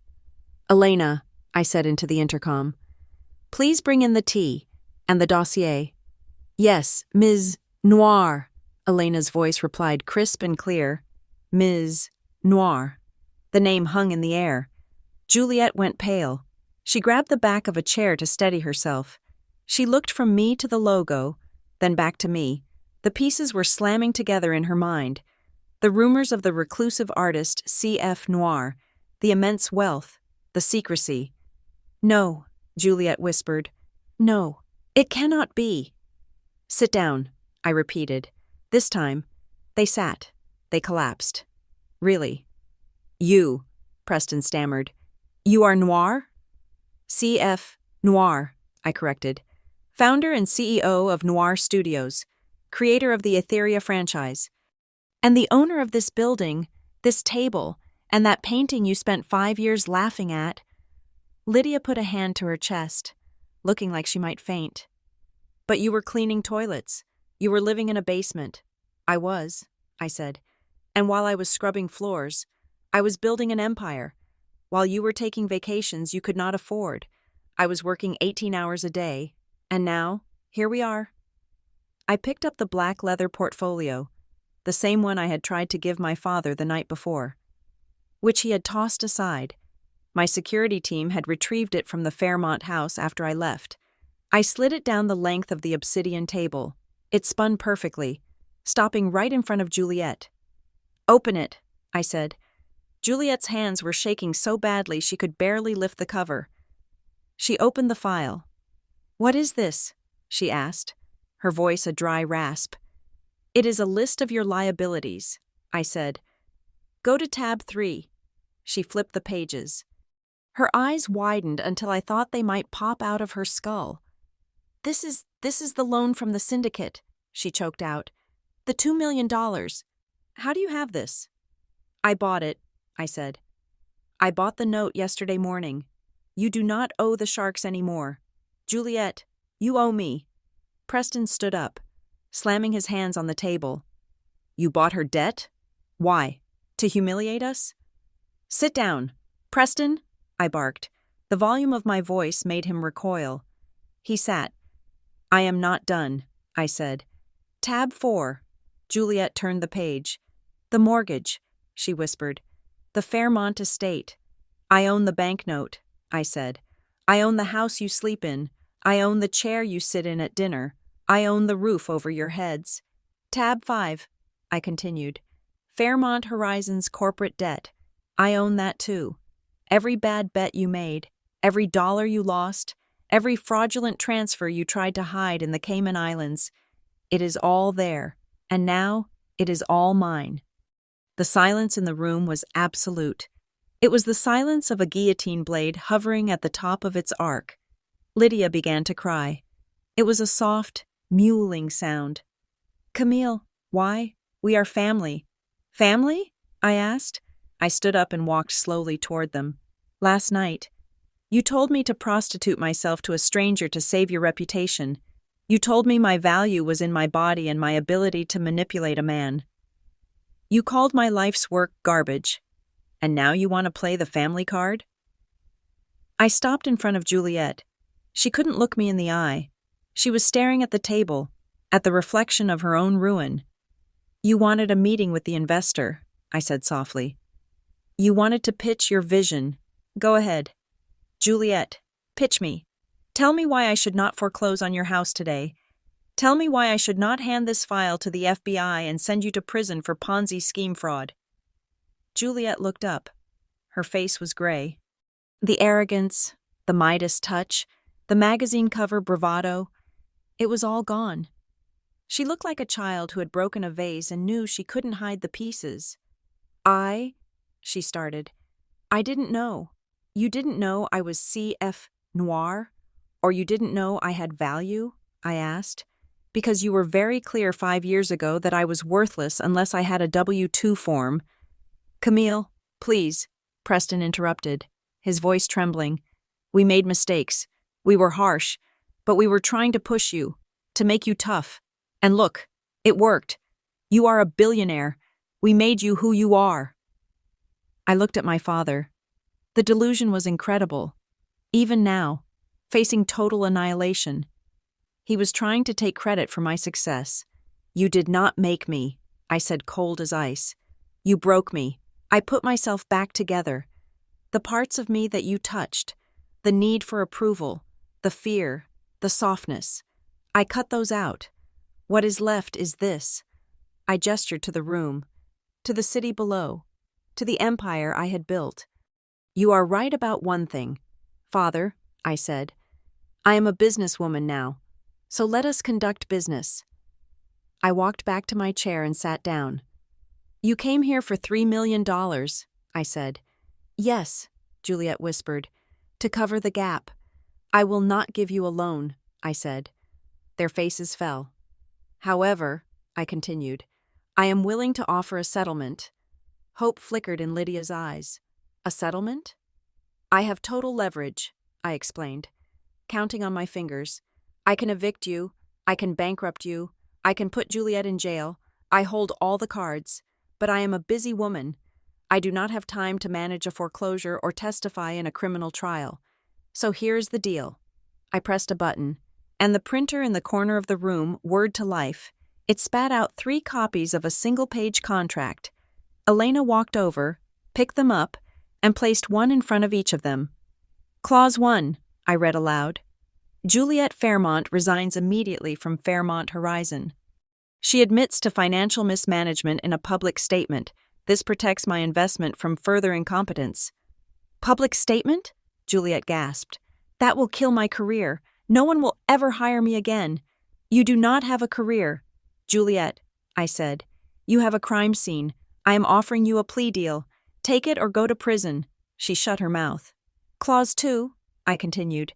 Ownership of the Fairmont estate is transferred to me legally. The deed is signed over today. You are taking our home? Preston shouted. It is not your home, I said. It is the bank's home, and I am the bank. But because I am not a monster, I will allow you to stay. They looked at me, confused.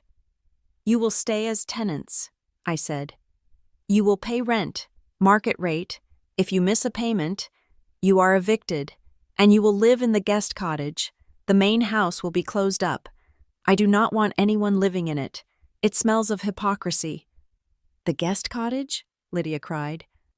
But it is 2 bedrooms. It is tiny. It is bigger than the basement you let me live in, I pointed out. And clause 3, I finished. This is the most important one. I leaned forward. You will never, ever mention my name to the press. You will never claim credit for my success. You will never speak to me unless I initiate the contact. If you violate this, the debt forgiveness is void, and I will collect every single penny. With interest, I took a gold pen from my pocket and placed it on the table. You wanted $3 million? I asked. I am offering you freedom from $20 million of debt. But the cost is your pride. The cost is the lie you have been living. I looked at the clock on the wall. You have 5 minutes to sign, I said. Or I call the FBI. Camille, you cannot be serious, Preston pleaded. We are your parents. I am not Camille right now, I said, opening my laptop and starting to type, ignoring them completely. I am CF. Noir. And CF, Noir does not negotiate with terrorists. Terrorists? Lydia sputtered. You held my love hostage for 20 years, I said without looking up. That is terror. 4 minutes left. The room fell into a heavy, suffocating silence. The only sound was the hum of the air conditioning and the scratching of my stylus against my tablet. I didn't watch them. I didn't need to. I knew exactly what they would do. They were survivors, in the worst sense of the word. They would eat each other to stay alive. I heard the scratch of a pen. I looked up. Juliet was signing. Her hand was shaking. Tears were dropping onto the paper, but she was signing. She was selling out her pride to save her skin. Preston looked at her, betrayed, but then he looked at me. He looked at the painting of the weeping willows. He realized that the daughter he had bullied was gone, replaced by a titan he couldn't control. He picked up the pen. God help you, Camille, he muttered. He already did, I said. He gave me a talent you couldn't take away. They signed. The papers were passed back to Elena. Get out, I said. Camille, Lydia started. I said get out, I repeated, my voice flat. Your visitor passes expire in 10 minutes. If you are not out of the building, security will escort you. They stood up. They looked small. The grandeur of the Fairmonts, the dynasty, the legacy. It had all evaporated in that conference room, leaving behind 3 small, scared people in outdated clothes. They walked to the elevator. The doors opened. They stepped inside. Just before the doors closed, Juliet looked back at me. There was no hatred in her eyes anymore, only fear and respect, the kind of respect a prey animal feels for the hawk. The doors slid shut. I was alone in the room. I turned my chair around to face the window. New York City lay before me, glittering and vast. I looked at the quiet garden. We are not trash anymore, I whispered to the painting. I pressed the intercom. Elena, file the papers and send a bottle of champagne to my office. The real stuff. Vintage 1996. Right away, Ms. Noir. I sat there, watching the sun hit the glass towers of Manhattan, and for the first time in 5 years, the knot in my chest loosened. It wasn't happiness, exactly. It was the feeling of a balance sheet finally, perfectly, zeroing out. The silence in the conference room was shattered by the heavy thud of a legal binder hitting the obsidian table. Oliver Sterling had entered the room, his movements precise and predatory. He didn't look at my parents or my sister as people. He looked at them as defendants in a case he had already won. "The terms are non-negotiable," Oliver stated, his voice devoid of any warmth. He stood next to my chair, acting as the sword to my shield. "You have requested a bailout, Ms. Noir is prepared to offer one, but it comes with stipulations that ensure her assets and her reputation are insulated from your toxicity." He opened the binder and slid 3 distinct documents across the table. They stopped with terrifying accuracy in front of Preston, Lydia, and Juliet. "Condition 1, Oliver began, pointing a manicured finger at Juliet. "Immediate resignation. You will step down as CEO of Fairmont Horizon effective noon today. Furthermore, you will hold a press conference tomorrow morning.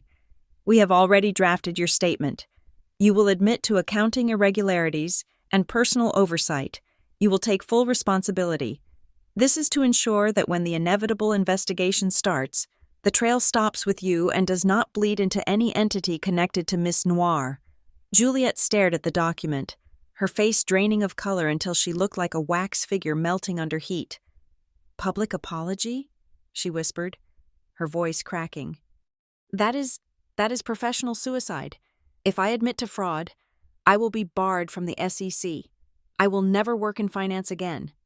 "You are already finished in finance." "Juliet," I said, leaning back in my chair, watching her squirm. "The only choice you have now is whether you want to be unemployed or incarcerated. Oliver, show her the alternative." Oliver tapped his tablet. A projection appeared on the smart glass wall behind us. It was a draft indictment, prepared by the district attorney's office, detailed with charges of wire fraud, embezzlement, and money laundering. "This," Oliver said, "is what happens if you walk out of this room without signing. We hand over the evidence Ms. Noir purchased. The mandatory minimum sentence is 10 years in federal prison. So, yes, your career is over, but at least with our deal, you get to sleep in a bed, not a cage." Juliet made a sound like a wounded animal, burying her face in her hands. "Condition 2, Oliver continued, turning his gaze to my parents. "The Fairmont estate. The title is currently held by the bank, but the equity is yours, or it was. Before you leveraged it into oblivion, you will sign a quitclaim deed transferring all remaining interest in the property to Nemesis Ventures, Ms. Noir's holding company. The debt is forgiven. The house becomes ours." "You are stealing our home!" Preston exploded. He stood up, his face turning a dangerous shade of purple. "I bought that house 30 years ago. I raised you in that house. You ungrateful, spiteful little—" "Sit down, Mr. Fairmont," Oliver warned, his voice sharpening. "I will not sit down," Preston roared. He pointed a shaking finger at me. "This is how you repay us? After everything we gave you? We put clothes on your back. We put food in your mouth. And now you want to kick us out onto the street like dogs? You are illegitimate. You are unnatural.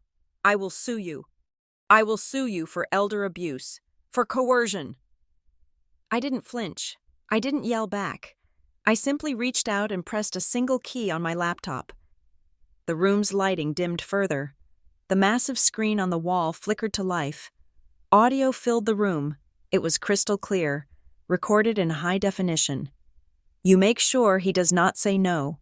Camille, you are a pretty girl. You use whatever assets you have. You cry. You plead. You do whatever you have to do in that bedroom to get him to write the check." My father's voice boomed through the speakers, dripping with sleaze and desperation. Then, my mother's voice joined in. "It is how the world works, darling. You have other talents. Use them for the family for once." I paused the video. The silence that followed was heavy, suffocating. Preston sank back into his chair, his mouth opening and closing, but no sound came out. Lydia looked like she had been slapped. "That," I said, my voice calm and deadly, "is extortion. It is solicitation of prostitution, and it is proof of intent to defraud a third party, my fictional boyfriend, by using me as bait. Do you really want to talk about lawsuits, Father? Because I have enough here to file a civil suit for emotional distress and harassment that will keep you in court until you are 90. I stood up and walked to the window, looking out at the city that I had conquered while they were busy rotting. "You called me ungrateful," I said, turning back to face them. "You brought up the food you put in my mouth, the clothes on my back. Let us talk about that." I nodded to Oliver. He pulled another document from his briefcase. This one was old, yellowed at the edges.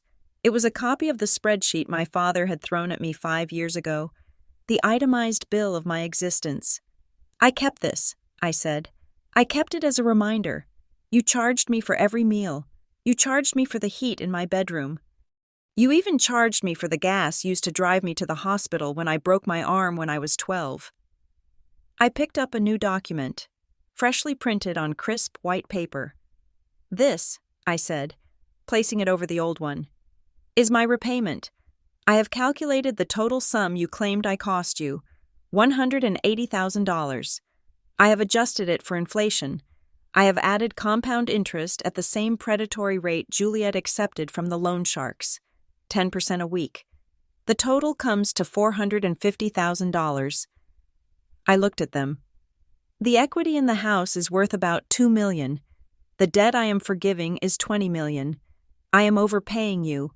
Father, I am paying you back for every diaper, every spoon of peas, every minute of your love that you billed me for, and I am doing it with a generosity you never showed me."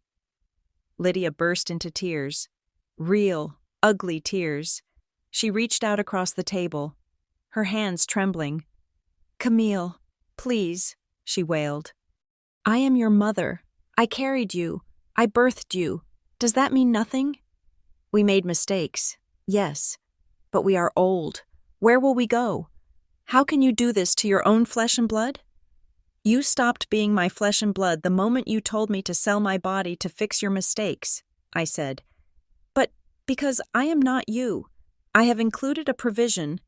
Oliver pointed to the bottom of the page.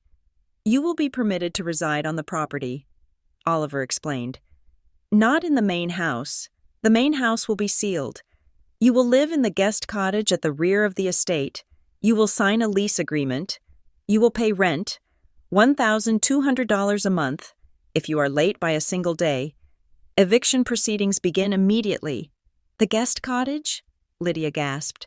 "That is where the gardener used to live. It is damp. It is tiny. It is a roof," I said, "which is more than you gave me when you kicked me out with 24 hours' notice." I looked at the clock. "You have 2 minutes left," I said. "Sign the papers, or I call the district attorney. The choice is yours, a cottage or a cell." Juliet did not look at our parents. She did not hesitate. The survival instinct that had driven her to commit fraud now drove her to betray the very people she had tried to impress. She grabbed the pen. "Juliet, no!" Preston cried out. "Do not sign it. We can fight this." "Fight with what? Dad?" Juliet screamed, snapping. "We have no money. We have no lawyers. She owns us. Do you not get it? She owns us." She scribbled her signature furiously on the resignation letter, on the confession, on the transfer of her personal assets. She pushed the papers toward Oliver, her chest heaving. "I signed," she panted, looking at me with wild eyes. "I signed. I am out. I am safe, right?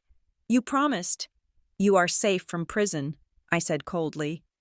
"But you are not safe from yourself."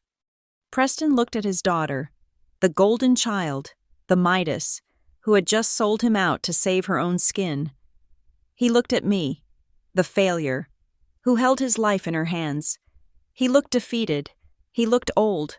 Slowly, with a shaking hand, he picked up the pen. He signed the deed to the house. Lydia followed, sobbing as she wrote her name, signing away the symbol of her social status.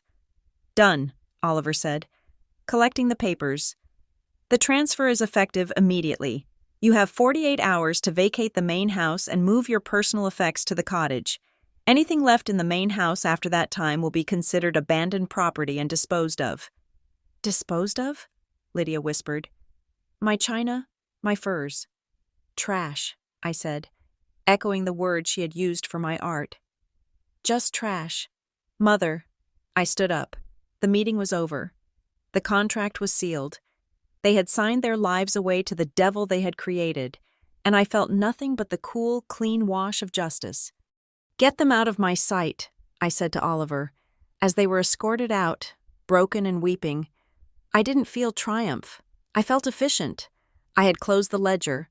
I had balanced the books. And now, I could finally get back to work. The heavy oak doors of the elevator were inches from sealing my family inside their new reality as tenants when a hand. Mottled with age and liver spots, but fueled by sudden, manic strength, shot out. The safety sensors tripped. The doors recoiled with a mechanical hiss. Preston Fairmont stepped back into the hallway. He was not weeping anymore. The defeat that had slumped his shoulders 10 minutes ago had vanished, replaced by a rigid, trembling energy. It was the posture of a gambler who had just remembered he had an ace of spades taped to the bottom of the table. "Wait," he said. His voice was cracked, but loud. "Hold on a minute. The meeting is over." "Father," I said, not rising from my chair. "Security is on the way." "No," Preston said, a twisted smile stretching across his face. It was a grotesque expression, baring teeth that looked too yellow against the pristine white of my office. "The meeting is just beginning. Come back out. Lydia, come here. Juliet, we are not going anywhere." Lydia peered out from the elevator, confused, clutching her handbag like a life preserver. Juliet looked at her father as if he had finally snapped, but she stepped out, drawn by the strange confidence radiating from him. Preston reached into the inside pocket of his suit jacket. He bypassed the wallet, bypassed the checkbook, and pulled out a folded, creased document that looked like it had been sitting in a safe deposit box for a decade. The paper was slightly yellowed at the edges. He walked back to the obsidian table, moving with a swagger I hadn't seen since before the bank started calling him. He slammed the document down on top of the resignation papers Juliet had just signed. "Do you know what this is, Camille?" he asked. I looked at the paper. It was a standard Fairmont Family Trust Asset Protection Agreement. "It looks like one of the 1,000 forms you made me sign before I went to college," I said, bored. "Liability waivers, insurance forms, whatever." "Exactly," Preston crowed. "You signed everything we put in front of you. You were 18. You were so eager to go to that art school, so eager to please Daddy so he would pay the tuition. You didn't read a single line. Did you?" He flipped the document to page 4. He pointed to a paragraph circled in red ink. "Clause 14B," he read aloud, his voice gaining strength with every syllable. "Intellectual property and creative assets. Any and all inventions, artistic works, designs, or commercial concepts created, drafted, or conceived by the beneficiary, that is you, Camille, while domiciled in the Fairmont estate or supported by Fairmont funds, shall be considered the sole property of the Fairmont Family Trust." The room went dead silent. "So what?" I asked. "You want the rights to my old charcoal sketches? Take them. They are in the trash." "Do not play dumb," Preston shouted, his eyes gleaming with greed. "I saw the interviews. I read the lore, Etheria, the Ashwalkers, the floating isles. You didn't come up with that in a basement in New Jersey. You were drawing those monsters when you were 16. I saw them in your sketchbooks. I saw them in your room." He turned to Juliet. "Juliet, remember? Remember the drawings she used to tape to her wall? The dark ones? With the glowing eyes?" Juliet blinked. Her mind was racing, processing the implication.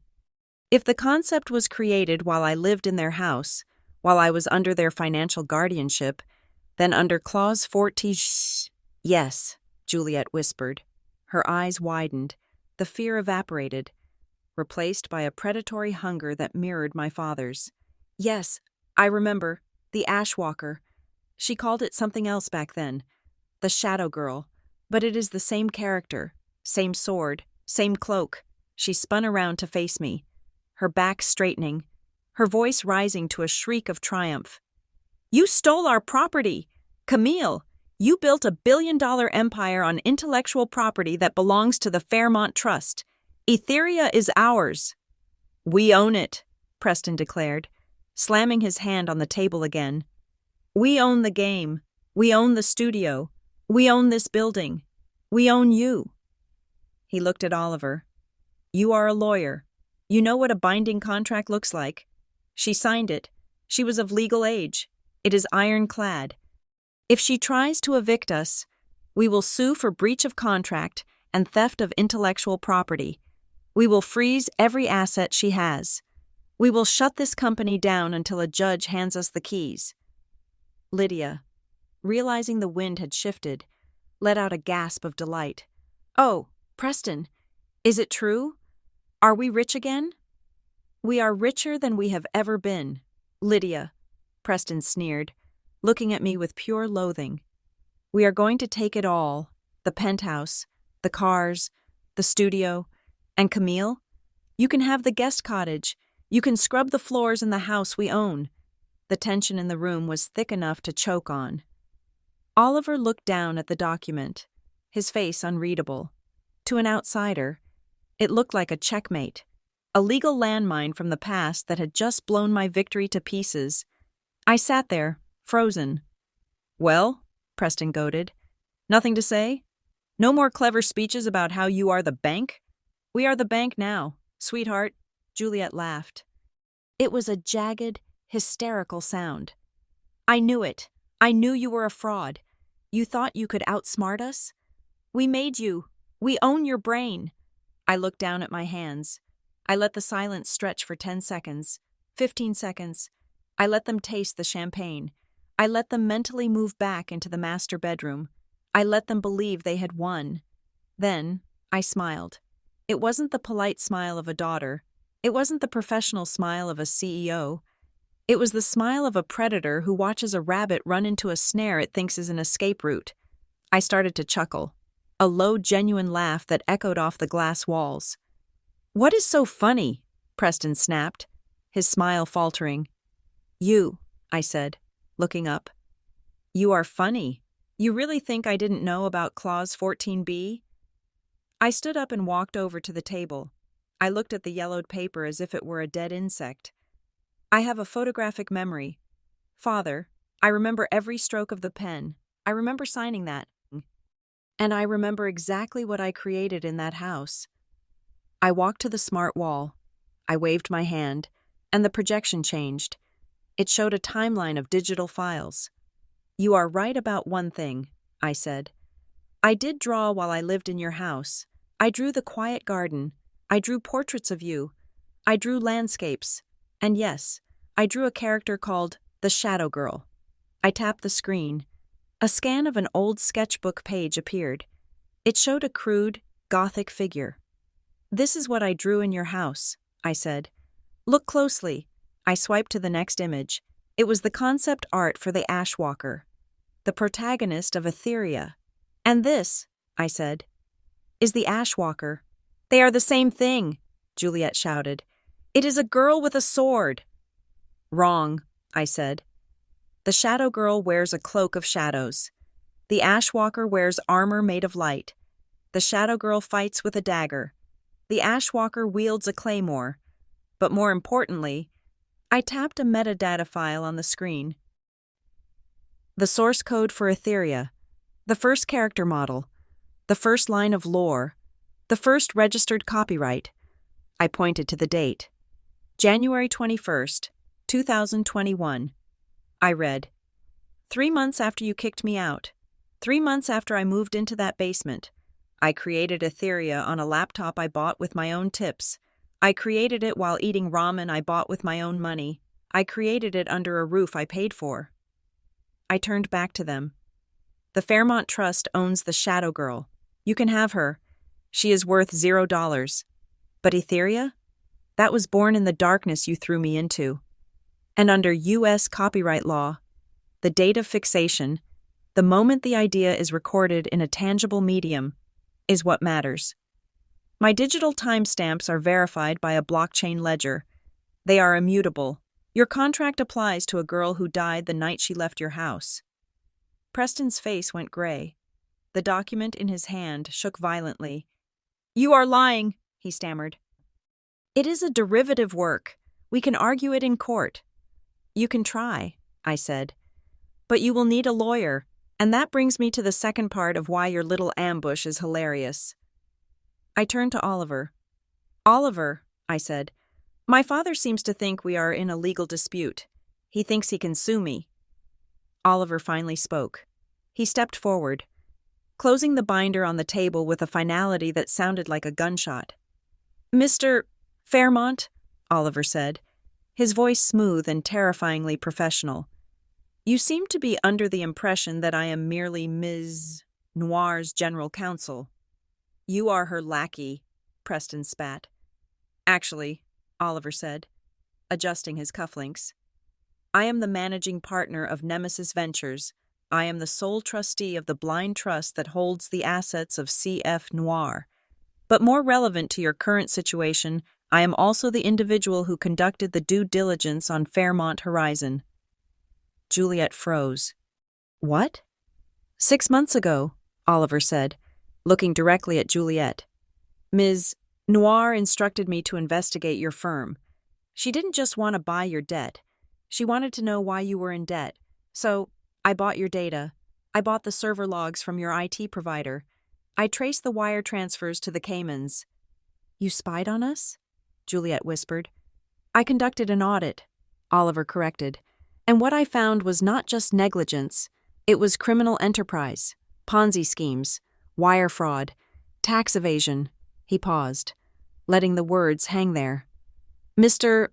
Fairmont, you are threatening to sue us for intellectual property theft, Oliver said, a small smile playing on his lips. But you have a much bigger problem. You see, when a licensed attorney uncovers evidence of a federal crime during a financial acquisition, particularly one involving money laundering, we have a legal obligation. What obligation? Preston asked, his voice barely a squeak. To report it, I said, stepping in. I looked at Juliet. You thought Oliver was here to draft the settlement? I asked. Oliver isn't just my lawyer. Juliet, he is the whistleblower. I pointed to the papers she had just signed. The resignation, the confession. We didn't need those papers to prove you were guilty, I said. We already had the proof. We sent the dossier to the FBI's White-Collar Crimes Division 3 days ago. We sent it to the SEC yesterday morning. Juliet grabbed the edge of the table. Her knees buckled. You called the FBI? She gasped. We did not just call them, Oliver added. We gave them the keys. We gave them the server access. And those papers you just signed? The confession? That was just the cherry on top. It saves the government the cost of a trial. It is an admission of guilt signed in the presence of legal counsel. You tricked me, Juliet screamed. You tricked me into confessing. I gave you a choice, I said. I told you to resign and apologize. If you had done that 5 years ago, maybe we wouldn't be here. But you signed, and now, the record shows that you knowingly defrauded investors. Preston dropped the yellowed contract. It fluttered to the floor, landing on the expensive carpet. It looked like trash. You sold us out, Preston whispered, staring at me with horror. You called the feds on your own sister? I cleaned up the mess, I said. You wanted a real job, father? Well, in the real world, when you steal millions of dollars, you go to jail. That is accountability. That is the lesson you tried to teach me, isn't it? We are family, Lydia shrieked, grabbing Preston's arm. You cannot send your sister to prison. I didn't send her, I said. Her greed sent her. I just turned on the lights. I looked at the elevator. And by the way, I said, the security team I called, they are not just building security. I believe Agent Miller from the Bureau is in the lobby. He wanted to wait until the meeting was concluded to make the arrest, out of respect for my office. Juliet let out a wail that sounded inhuman. She scrambled for the papers on the table, trying to tear them up. It is too late, Oliver said, pulling the binder away effortlessly. The digital copies were uploaded to the cloud the moment you signed. The FBI has them. The elevator chimed. The door slid open. But it wasn't Ms. Vance. 4 agents in windbreakers with FBI emblazoned on the back stepped out. They moved with the efficiency of a storm. Juliet Fairmont? The lead agent asked. Juliet didn't answer.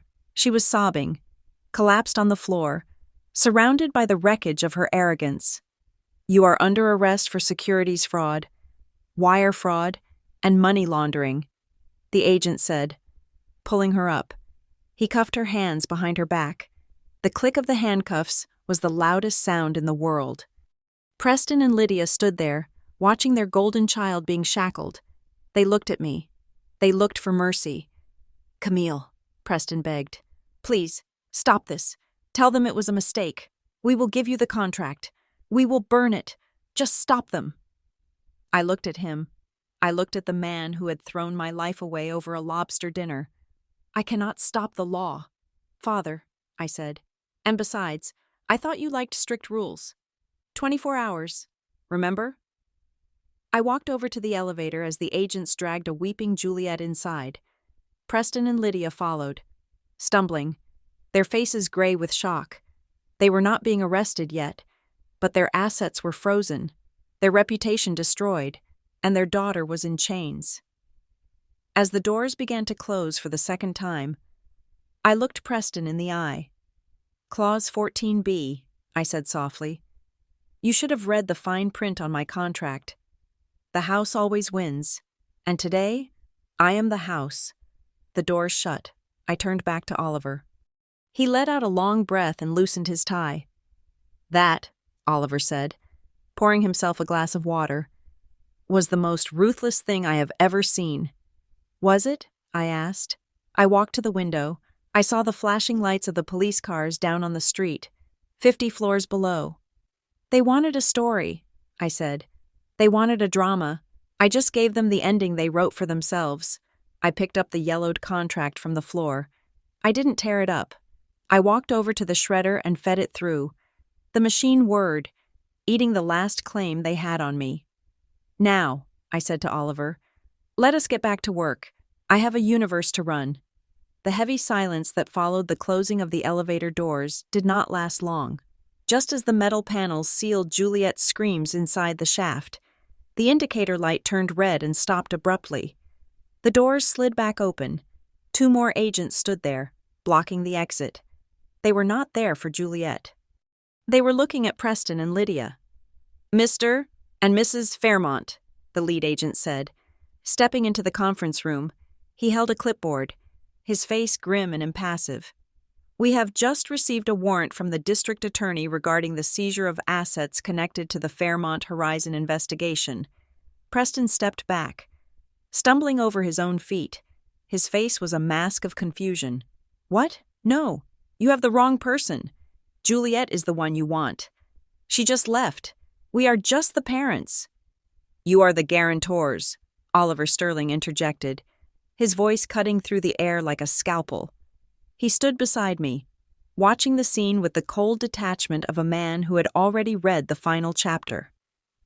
According to the documents you signed to secure Juliet's liquidity loans 3 years ago, and again 6 months ago, you pledged your personal assets as collateral for her corporate liability. Collateral? Lydia squeaked. She clutched her pearls, her eyes darting between the agents and Oliver. But those were just formalities. Papers. We didn't think she would actually steal. Ignorance of the crime is not an exemption from the debt. Mrs. Fairmont, the agent said, as of 9 o'clock this morning, all bank accounts, investment portfolios, and real estate holdings in your name have been frozen pending a federal audit. You are not under arrest, but you are effectively bankrupt until the investigation concludes. And given the scale of the fraud, that could take years. Frozen? Preston whispered. The words seemed to strangle him. Everything? Everything, the agent confirmed. Checking, savings, retirement, the cars in the driveway. The jewelry on your person is currently considered evidence of proceeds from money laundering. We will need to catalog it before you leave the premises. Lydia let out a sound that was half sob, half shriek. She looked down at her hands, at the diamond rings she had worn for 30 years. They were no longer symbols of her status. They were government property. I watched them from my chair. I had not moved. I had not spoken. I was witnessing the dismantling of a dynasty, brick by brick, lie by lie. It was not violent. It was administrative. It was bureaucratic. And it was absolutely devastating. Preston looked around the room, his eyes wild. He looked at the agents, who were impassive. He looked at Oliver, who was unyielding. And then, inevitably, he looked at me. The realization hit him like a physical blow. I was the only person in the room, the only person in his entire world, who had access to liquidity. I was the billionaire CEO sitting at an obsidian table, while he was suddenly a pauper standing on a rug he could no longer afford to dry clean. He took a step toward me, then another. The arrogance was gone. The anger was gone. What remained was a naked, terrifying desperation. "Camille," he croaked. His voice was unrecognizable. "Camille, you heard them. They are taking everything." I said nothing. I just looked at him. "You cannot let this happen," he pleaded, his hands shaking as he reached out, though he dared not touch me. "We are old. We cannot start over. We have nowhere to go. The cottage, you said we could live in the cottage, but if the government seizes the estate, we have no home at all." Lydia rushed forward to join him, tears streaming down her face, ruining her makeup, turning her into a grotesque caricature of the society matron she used to be. "Camille, baby," she wailed, using a term of endearment she hadn't spoken since I was 6 years old. "Please, you have so much. $3 million? It is nothing to you. It is pocket change. It is a rounding error on your balance sheet. Just write the check. Pay the fine. Save your sister. Save us." "Save Juliet?" I asked, breaking my silence. My voice was calm, contrasting sharply with their hysteria. Juliet stole from pensioners. She stole from schools. She stole from charities. You want me to use my money earned through honest creation, to bail out a thief? "She is your sister," Lydia screamed. "Blood is thicker than water." "And toxicity is thicker than both," I countered. "We are begging you," Preston said, dropping to his knees. The sound of his knees hitting the expensive carpet was a dull thud. My father. The man who had stood at the head of the table for 60 years, the man who had looked down on everyone who didn't have a trust fund, was kneeling before the daughter he had called a failure. "I am begging you," he sobbed, his head bowed. "I have no pride left. Look at me. I am on the floor. Is this what you wanted? To see me broken? Fine, I am broken. Now please help us. Just a loan. We will pay you back. I promise." "You will pay me back?" I asked, tilting my head. "With what? Father? You have nothing. You are nothing." I stood up. The sound of my chair sliding back was sharp in the silent room. I walked past them, ignoring their outstretched hands, and went to the floor-to-ceiling window. I looked down at Manhattan. The cars looked like beetles. The people were invisible specks. From this height, the chaos of the world was ordered, beautiful, manageable. I thought about the night I left. I remembered the smell of the rain. I remembered the weight of my suitcase, containing only my clothes and my brushes. I remembered standing in the foyer, waiting for my father to say goodbye, to say good luck, to say anything. He hadn't. He had opened his wallet, taken out a handful of crumpled bills, and thrown them at my feet. For the bus, he had sneered. Don't spend it all on paint. I counted it later. On the bus to New Jersey. It was $400. Not enough for a deposit on an apartment. Not enough for a week's worth of food. Just enough to get me out of his sight. I turned away from the window and walked back to the desk. I opened my drawer and pulled out a checkbook. The room went silent. Preston raised his head, hope igniting in his eyes like a flare. Lydia stopped crying, holding her breath. They thought they had won. They thought the display of submission had worked. They thought that deep down, I was still the little girl who desperately wanted their approval, and that I would pay any price to get it. I uncapped my pen. The scratch of the nib against the paper was loud. I wrote the date. I wrote the payee. Preston and Lydia Fairmont. I moved to the amount box. I could feel their eyes boring into the back of my hand. They were imagining millions. They were imagining their mansions saved, their reputation laundered, their lives returning to the comfortable numbness of wealth. I finished writing. I signed my name, not C.F. Noir, but Camille Fairmont. I ripped the check from the book with a sharp rip.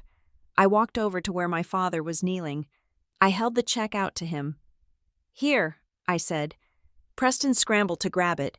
His hands were shaking so hard he almost dropped it. He brought it close to his face, his eyes scanning the numbers. Desperate to see the zeros. He froze. He blinked. He squinted. He brought the paper closer, as if he couldn't believe what he was seeing. 400, he whispered. What? Lydia gasped, leaning over his shoulder. 400,000? No, Preston said, his voice hollow. $400, 400. He looked up at me, his face a mixture of confusion and horror. Camille, what is this? This is a joke, right? You missed the zeros. I never make mistakes with numbers. Father, I said coldly. You taught me that. Accountability. Remember? But $400? He stammered. What can we do with $400? You can buy a bus ticket, I said. And you can buy food for 2 days, maybe 3, if you are careful. If you buy the instant noodles I ate for 2 years. You are mocking us, Lydia cried. Realizing the truth, you are cruel. You are evil. I am just returning the investment, I said. That is the exact amount you threw at my feet the night you kicked me out. You told me it was enough to start a life. You told me it was generous. Well, now I am being generous. I am giving you the same start you gave me. I pointed to the door. That check is your severance package, I said. It is the end of our transaction. You have no home, you have no assets, and you have no daughter. You cannot do this, Preston shouted, crumbling the check in his fist. We will not leave. We will stay right here. You have to help us. I looked at the agents. I nodded.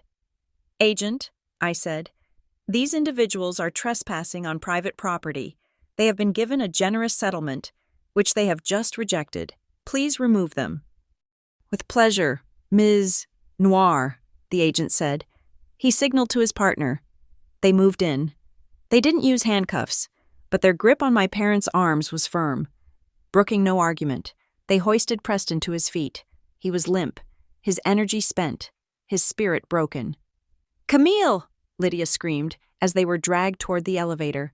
We are your parents. We made you. You made C.F. Noir, I said, my voice echoing in the large room. But Camille Fairmont? You killed her. And this. I gestured to the office, to the city, to the painting behind me. This is my funeral for her. And this check? That is your inheritance. They were dragged into the elevator. Preston was still clutching the crumpled check, staring at it as if it might magically change into a fortune. The last thing I saw before the doors closed was his eyes, empty, terrified, and finally, completely aware of what he had lost. The doors shut. Silence returned to the 50th floor. It was a pure, clean silence. Are you okay? Oliver asked softly. I took a deep breath. I let it out slowly. I felt lighter.